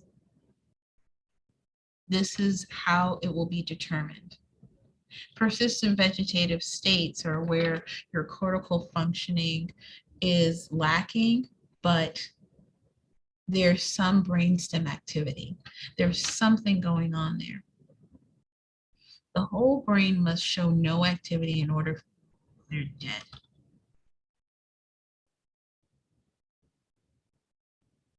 That's what has to happen, the whole brain.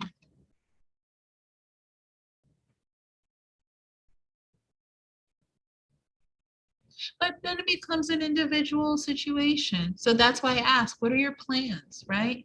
Nope, no worries. No worries, Brittany.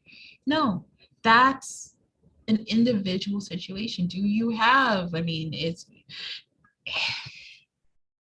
hard because some people say if you put it out there, then it's going to happen. But do you know how you would like to be treated if you were ever in that situation where you didn't have the capacity to make that decision for yourself?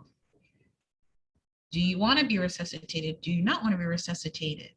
You know, it gets so sticky that even the professionals that deal with you, that have this, basically your life in their hands, if they are pro-choice, if they are pro whatever, it will make a difference. And DNR is a do not resuscitate for the class.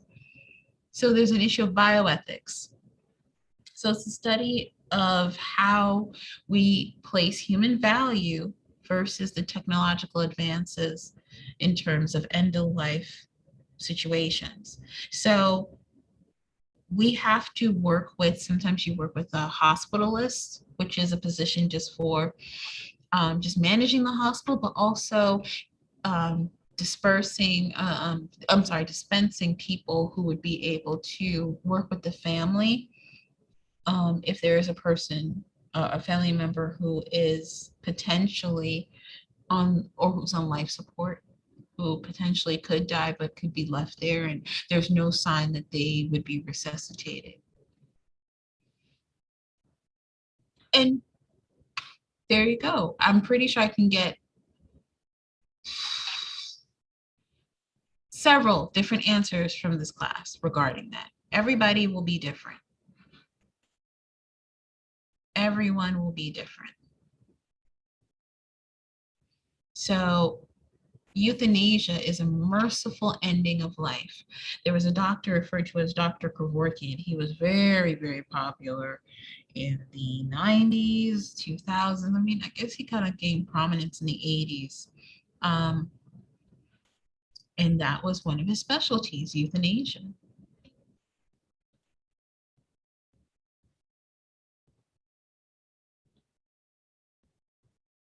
Yep. Yeah. Mhm.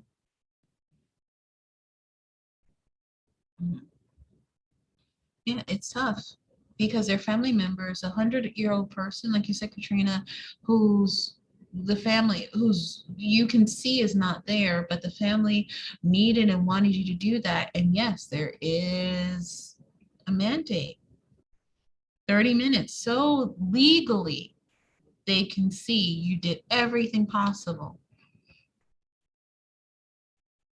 Euthanasia causes problems because if you are terminally ill and a person does assist you with ending your life, it's seen as a form of suicide. He made the term assisted suicide it became a modern day term. So active euthanasia,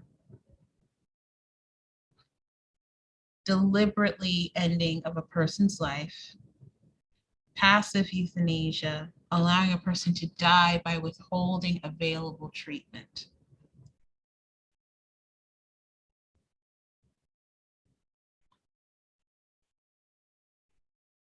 It is a crime in many places.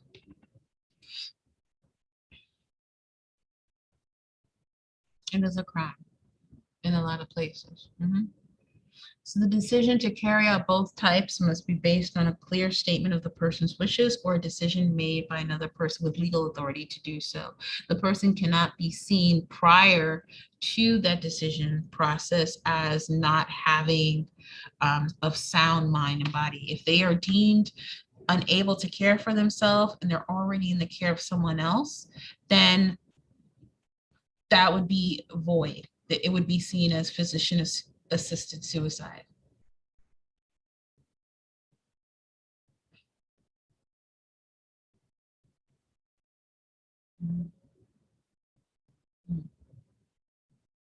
And Dr. Kevorkian, he's quite well known for this. There are still physicians who are willing to do this.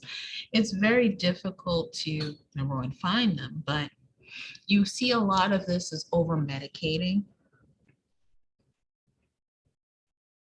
You see PRN next to your prescription that really is deadly to do so. There are a lot of overdoses in this area for elderly, especially once again with benzodiazepines, yeah.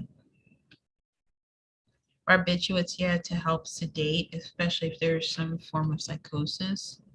But of course, there's also the other end. There are people who are so fearful of dying that they don't get a chance to truly live.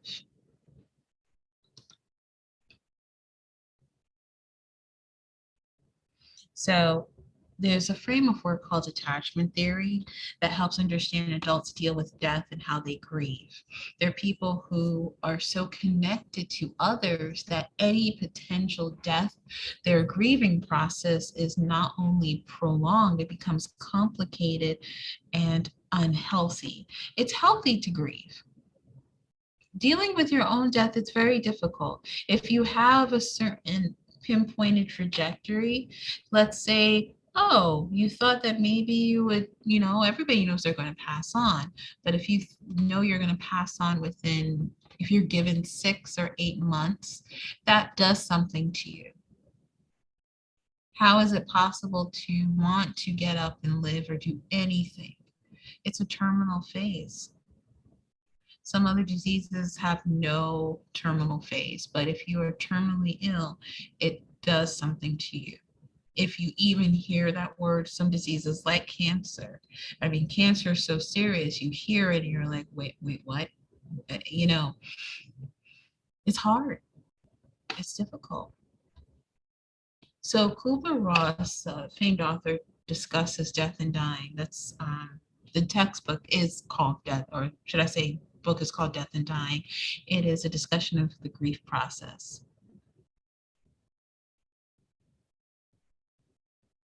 Mhm. Mhm. Even if you have a cancer that is in the early stages, as soon as you hear that word, you kind of just, your brain just doesn't really calculate that your life has a life to live. So that's a hard thing to get people to realize, let's look at where we are and work with what you have. If you have 6 or 8 months, then those are the 6 or 8 months that you're going to rock the world. You're going to do what you want to do, within, legal means. But, that's when you start thinking, oh, you know what, maybe I can do ayahuasca. And that's reality. So there are stages of dying the way there's stages of grief. There's the denial, the anger. Bargaining is in there too. Depression, this is where people get stuck. And acceptance. Depending on how you accept it, you can live a pretty fulfilling rest of your life. But in theory, it's hard to kind of see what you need to do to prepare. Some people are so apt to prepare for dying that they forget to live. You look at the bodily needs, the psychological, interpersonal and spiritual, and you see this minus spiritual energy and hope. The first 3, you can see this, and it's hard to see it, but you notice this in people who commit suicide. I'm not saying attempt, I mean commit. There's one of the, and it's still there, one of the big things that we hear is, I never knew. I never thought that they would do this. There was no idea, no clue. When people decide to commit suicide, they will make it a point that they get themselves together. Maybe they start to feel really great about themselves. It's like, wow, you bought all new clothes, or they'll take a trip before. These are things that happen. Psychological security. Maybe they'll make sure that their family knows that they love them. Mm-hmm. That they're there for, that they love them, that they can never, they are the best thing. You're in a really great place with that person emotionally. Your attachments, your romantic relationships, you will not give any clue to the fact that you're planning to end your life. Right. There is the euphoria that there's the end in sight, but there's the part that we in the community, all psychologists, providers, police officers, everybody hopes for that moment. And it happens. You hear this all the time from those who attempt but don't commit.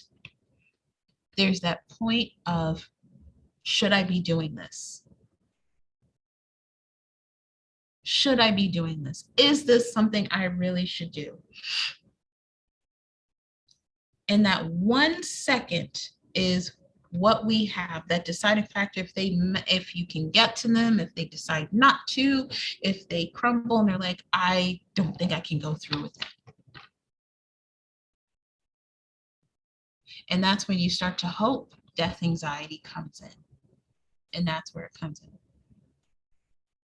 It occurs in people who also attempt suicide. So the terror management theory, deeply rooted fear of mortality, makes not dying the primary motive underlining all behaviors. Older adults have this. Younger adults generally don't care. They're like, I'm young, so I'm gonna live. I'm gonna live. And men, the same way how I remember Cheyenne, you were asking, why is this proven that women generally think they're gonna live longer than men? Culturally, yes. It's a cross-cultural phenomenon, but the reason why is because men are supposed to have experienced more risky behaviors in life. But women are fearful of the dying process. They're fearful of the pain. They're fearful of how it's going to affect their family. So how do you deal with it? You're going to have regrets, but you have to make peace with it.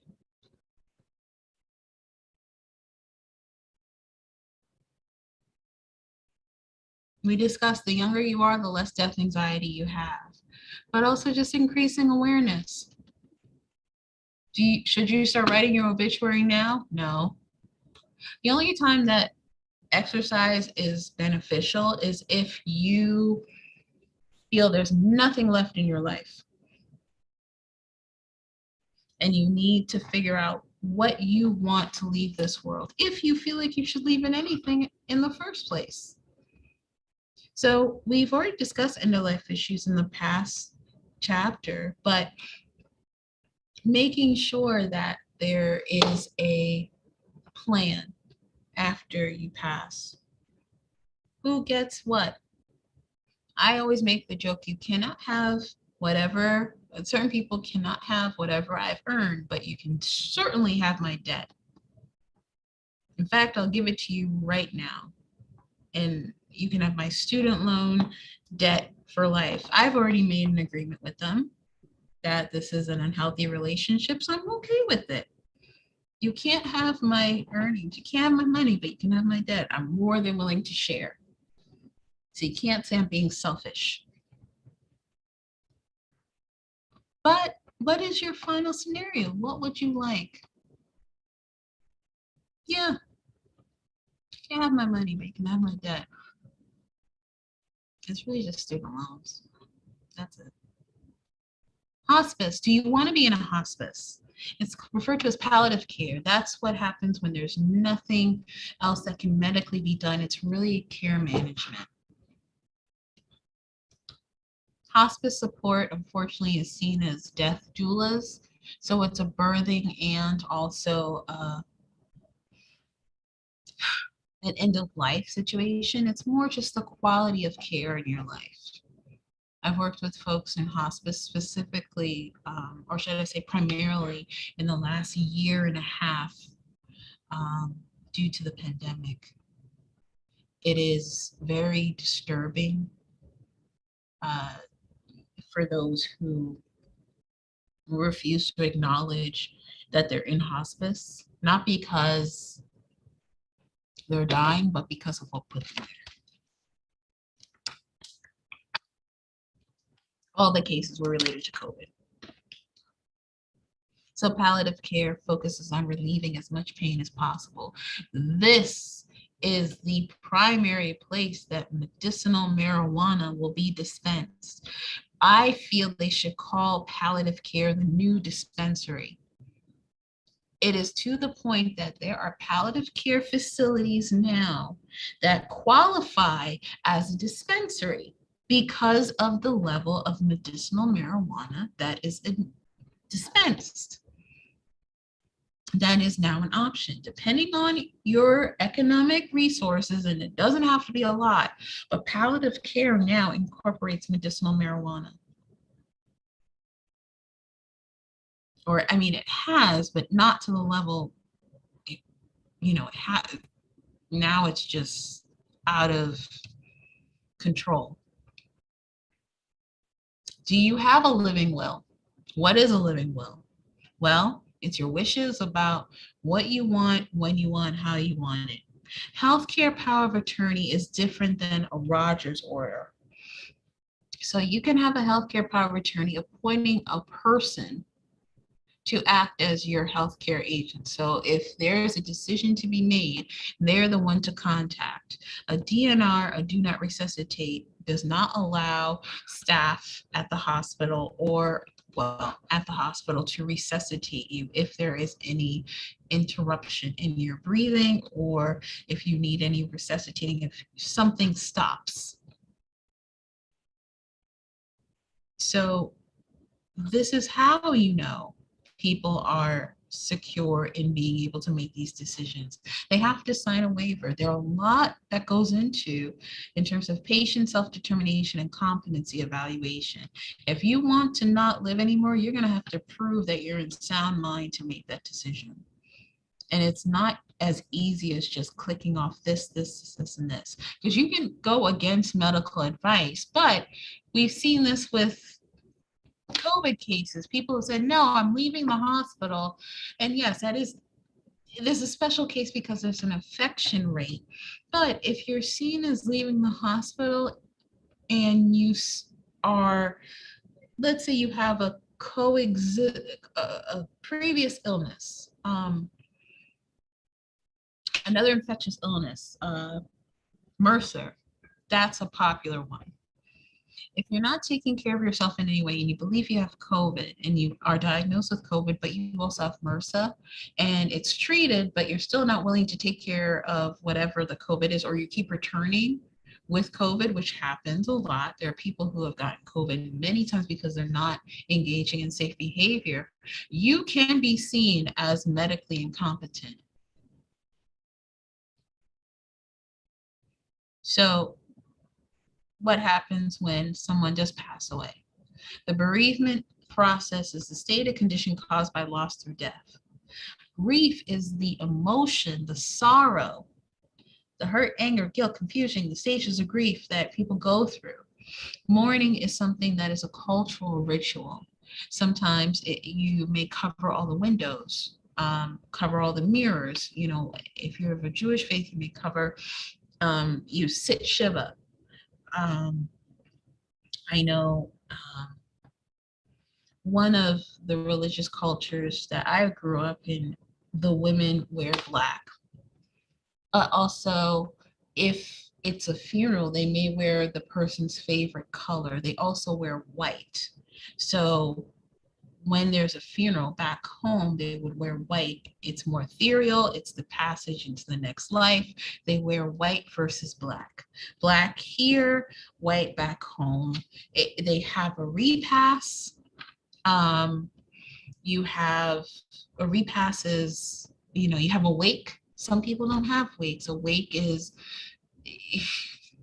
I've still struggled to a certain extent to explain what a wake is. A wake is almost a smaller event, an introduction to the person's life, discussion of a viewing of that person, and then you have the funeral. The funeral is the general mourning ceremony, but also the burial. And then you have what's called a repast. A repast is the party. Sometimes it can look like Mardi Gras. Like if you are familiar with New Orleans, they have a culture where you take the casket through the streets to the burial ground from the church, and almost a festival. The repast is like that.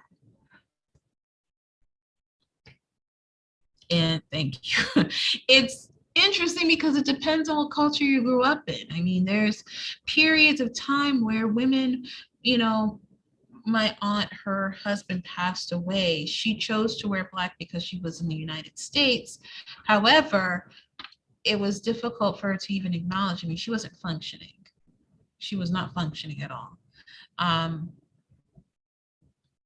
The grieving process is difficult for everyone, but everybody grieves in their own way.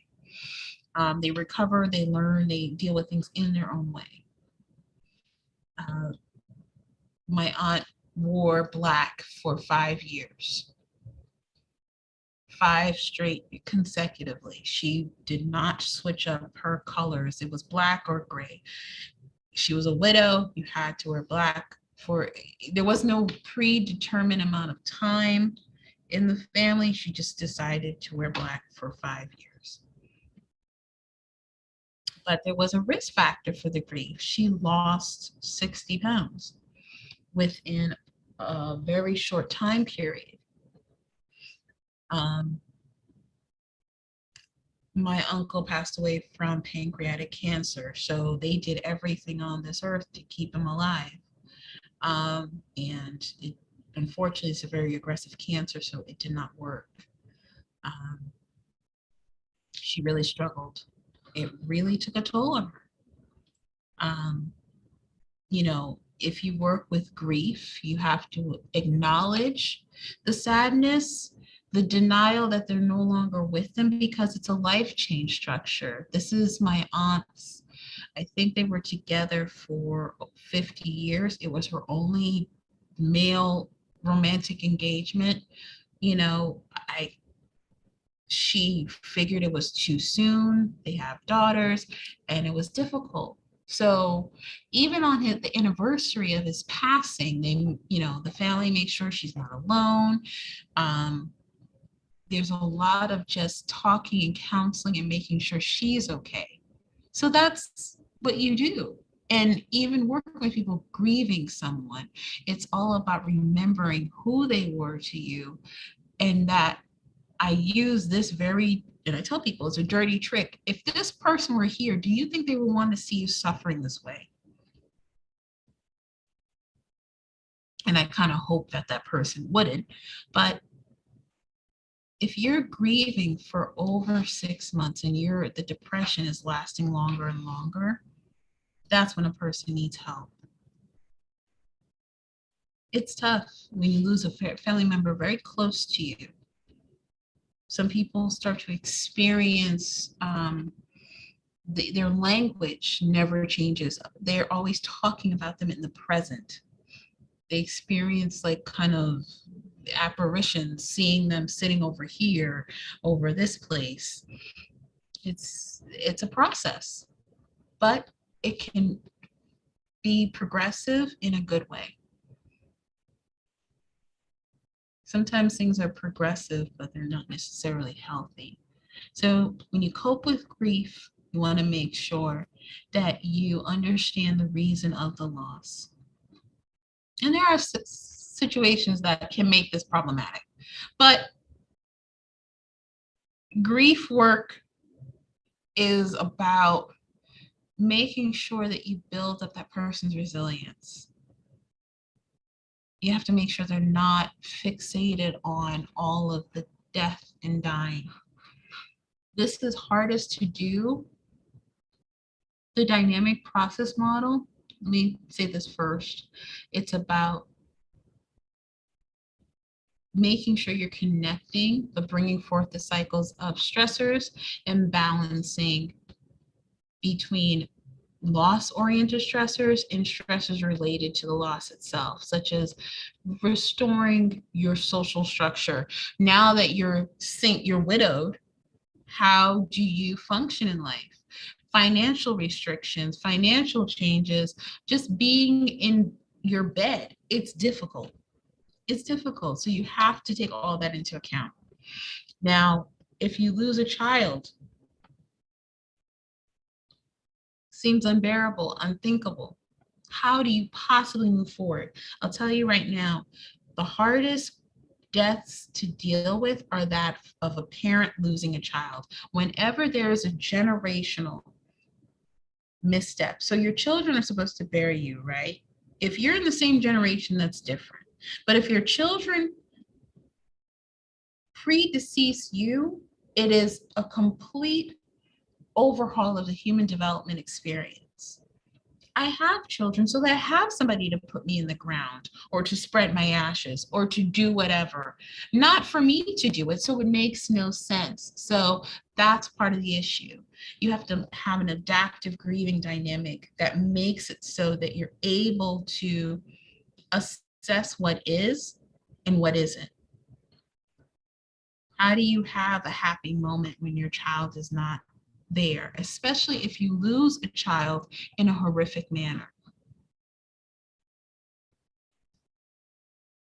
If you have an ambiguous loss, the example would be someone who is murdered and the murderer is never caught. Or if, I will say this, ambiguous loss is parents who lost their children in Sandy Hook. That's an ambiguous loss. There's no closure possible. The only thing you can do is help inform, instruct, and try and do something with that energy. But there's no way of dealing with that. There's a separation distress, there's a traumatic distress. It is very difficult to process. Disenfranchised grief. When your grieving process seems to be problematic for everybody else, we're like, oh, you need to get over that. And that's not possible. So we learn about death over lifetime, right? When a child experiences the loss of a person, and this is where it gets subjective, because I actually know of a preschooler who's experienced the loss of someone very important to them. That person becomes a deity.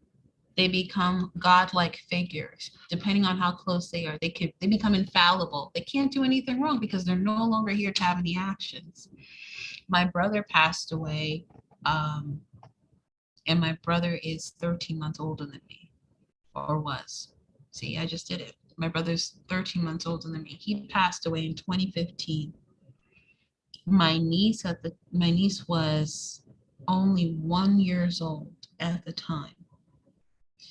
Till this day, she sees him or pictures and remind her that, and she sees videos, but she idolizes him in the sense that you would idolize Harry Potter or something of that nature, some kind of force, right?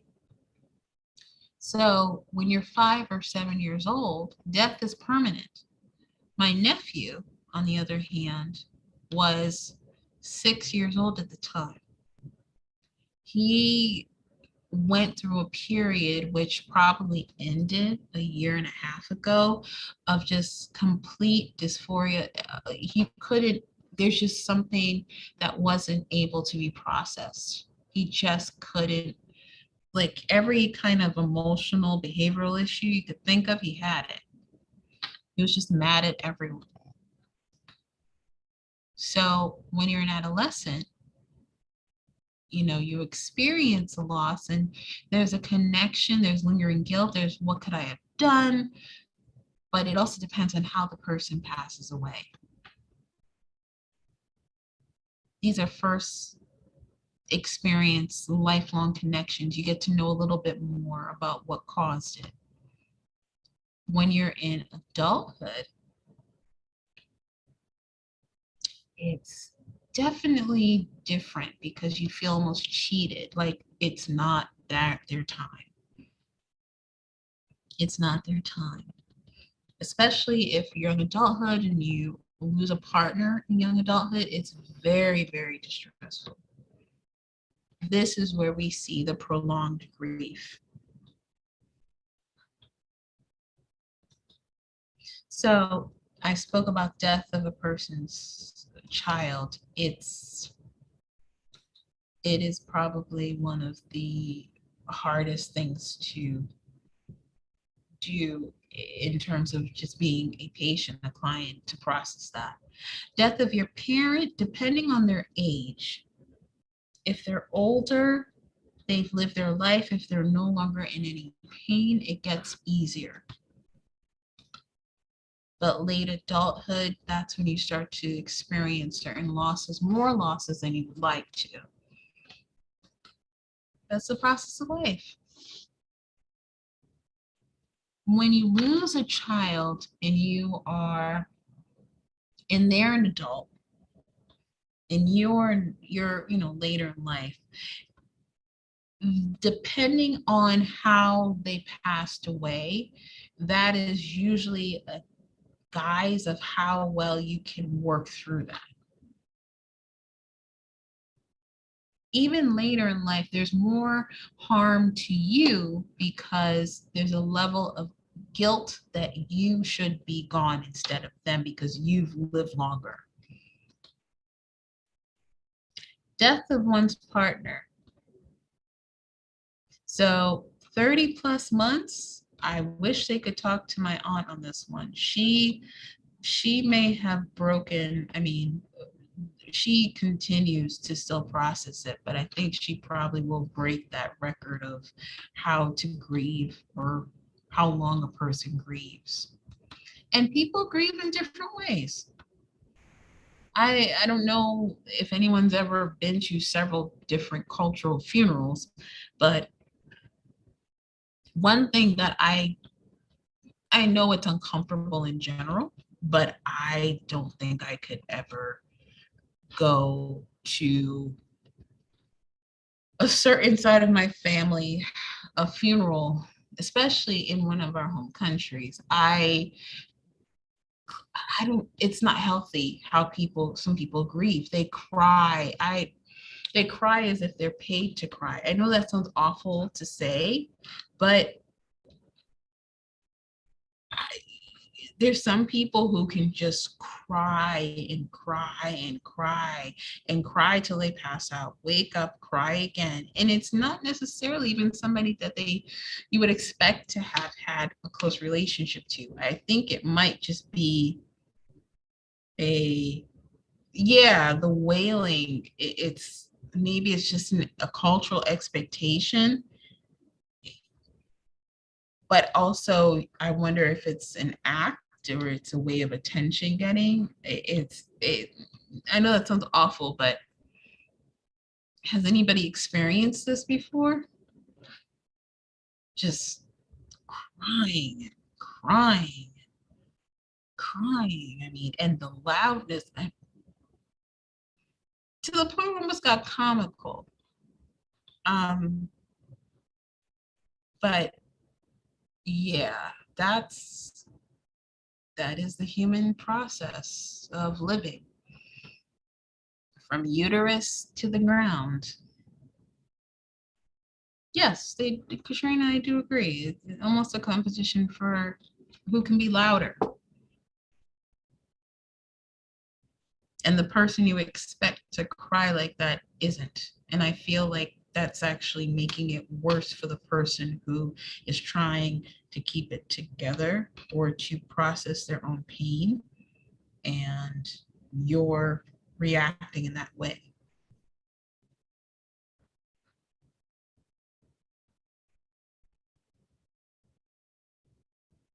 Yeah. Well, so that's my take on funerals.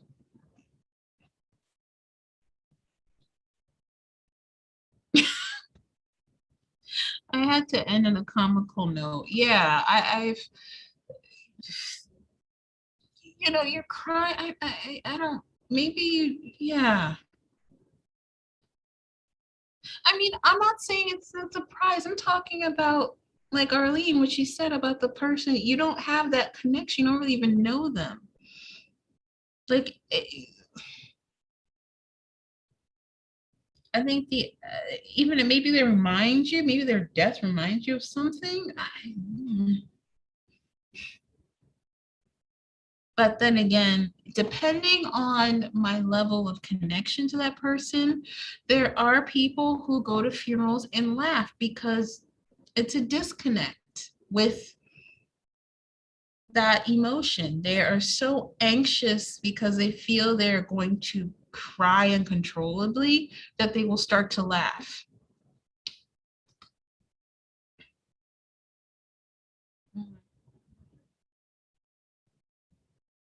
Yeah.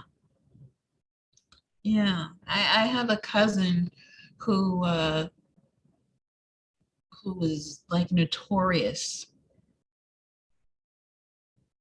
for crying, you know, just wailing. I can't even call it crying. Wailing is the right word. I mean, I kind of get angry if I know that she's going to be at an event of that nature. It's not appropriate, but so with that said, live your life as best as you can, as safe as you can. Yeah, all types of emotion releases. Yawn for releases. Yeah,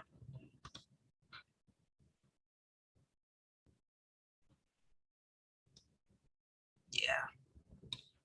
So I will be available next week, Wednesday. But if I don't see you, have a great rest of your summer. Stay safe.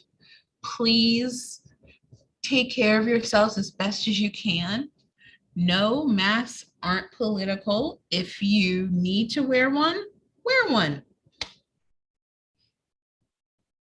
Oh, take care, everyone. Yep, Cheyenne, what's the question?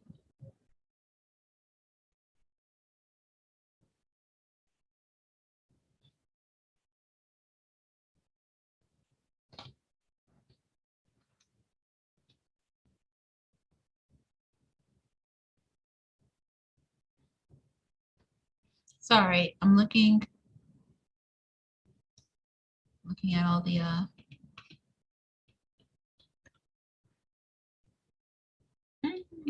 so Jacqueline, you said the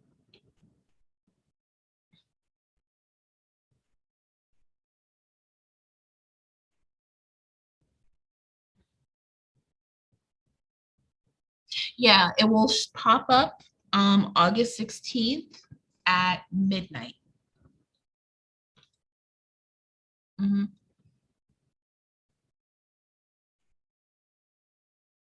You get 200 points instead of 100 points.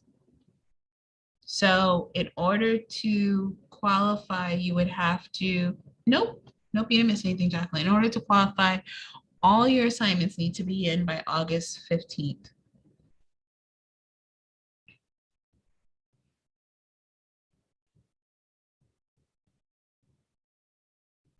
No,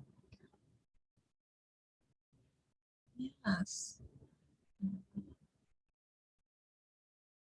Mhm. Yep, just for a week. Yep, 15 discussion. No, discussion board 7 is showing.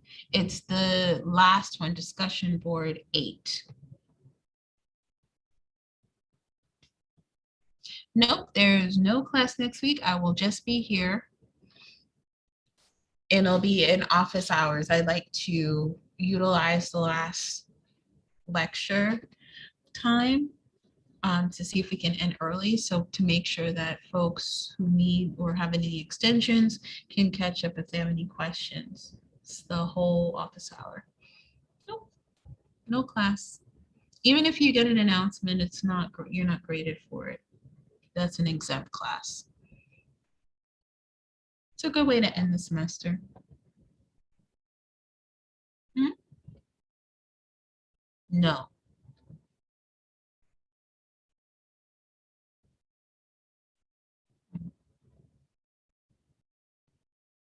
Mhm. Mhm. Okay. Okay. I mean, the extra credit assignment is solely voluntary. You don't have to do it. It's more important to complete the work that you are supposed to do versus just the extra credit assignment.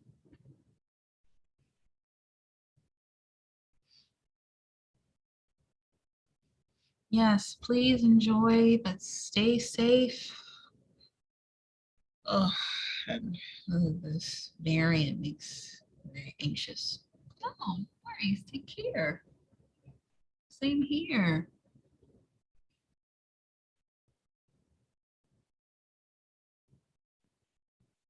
just like any post, it's just like every discussion board post. First post should be in by Wednesday. Use the discussion board rubric for the, I'm gonna put the announcement on. Yep, use the discussion board rubric to guide you.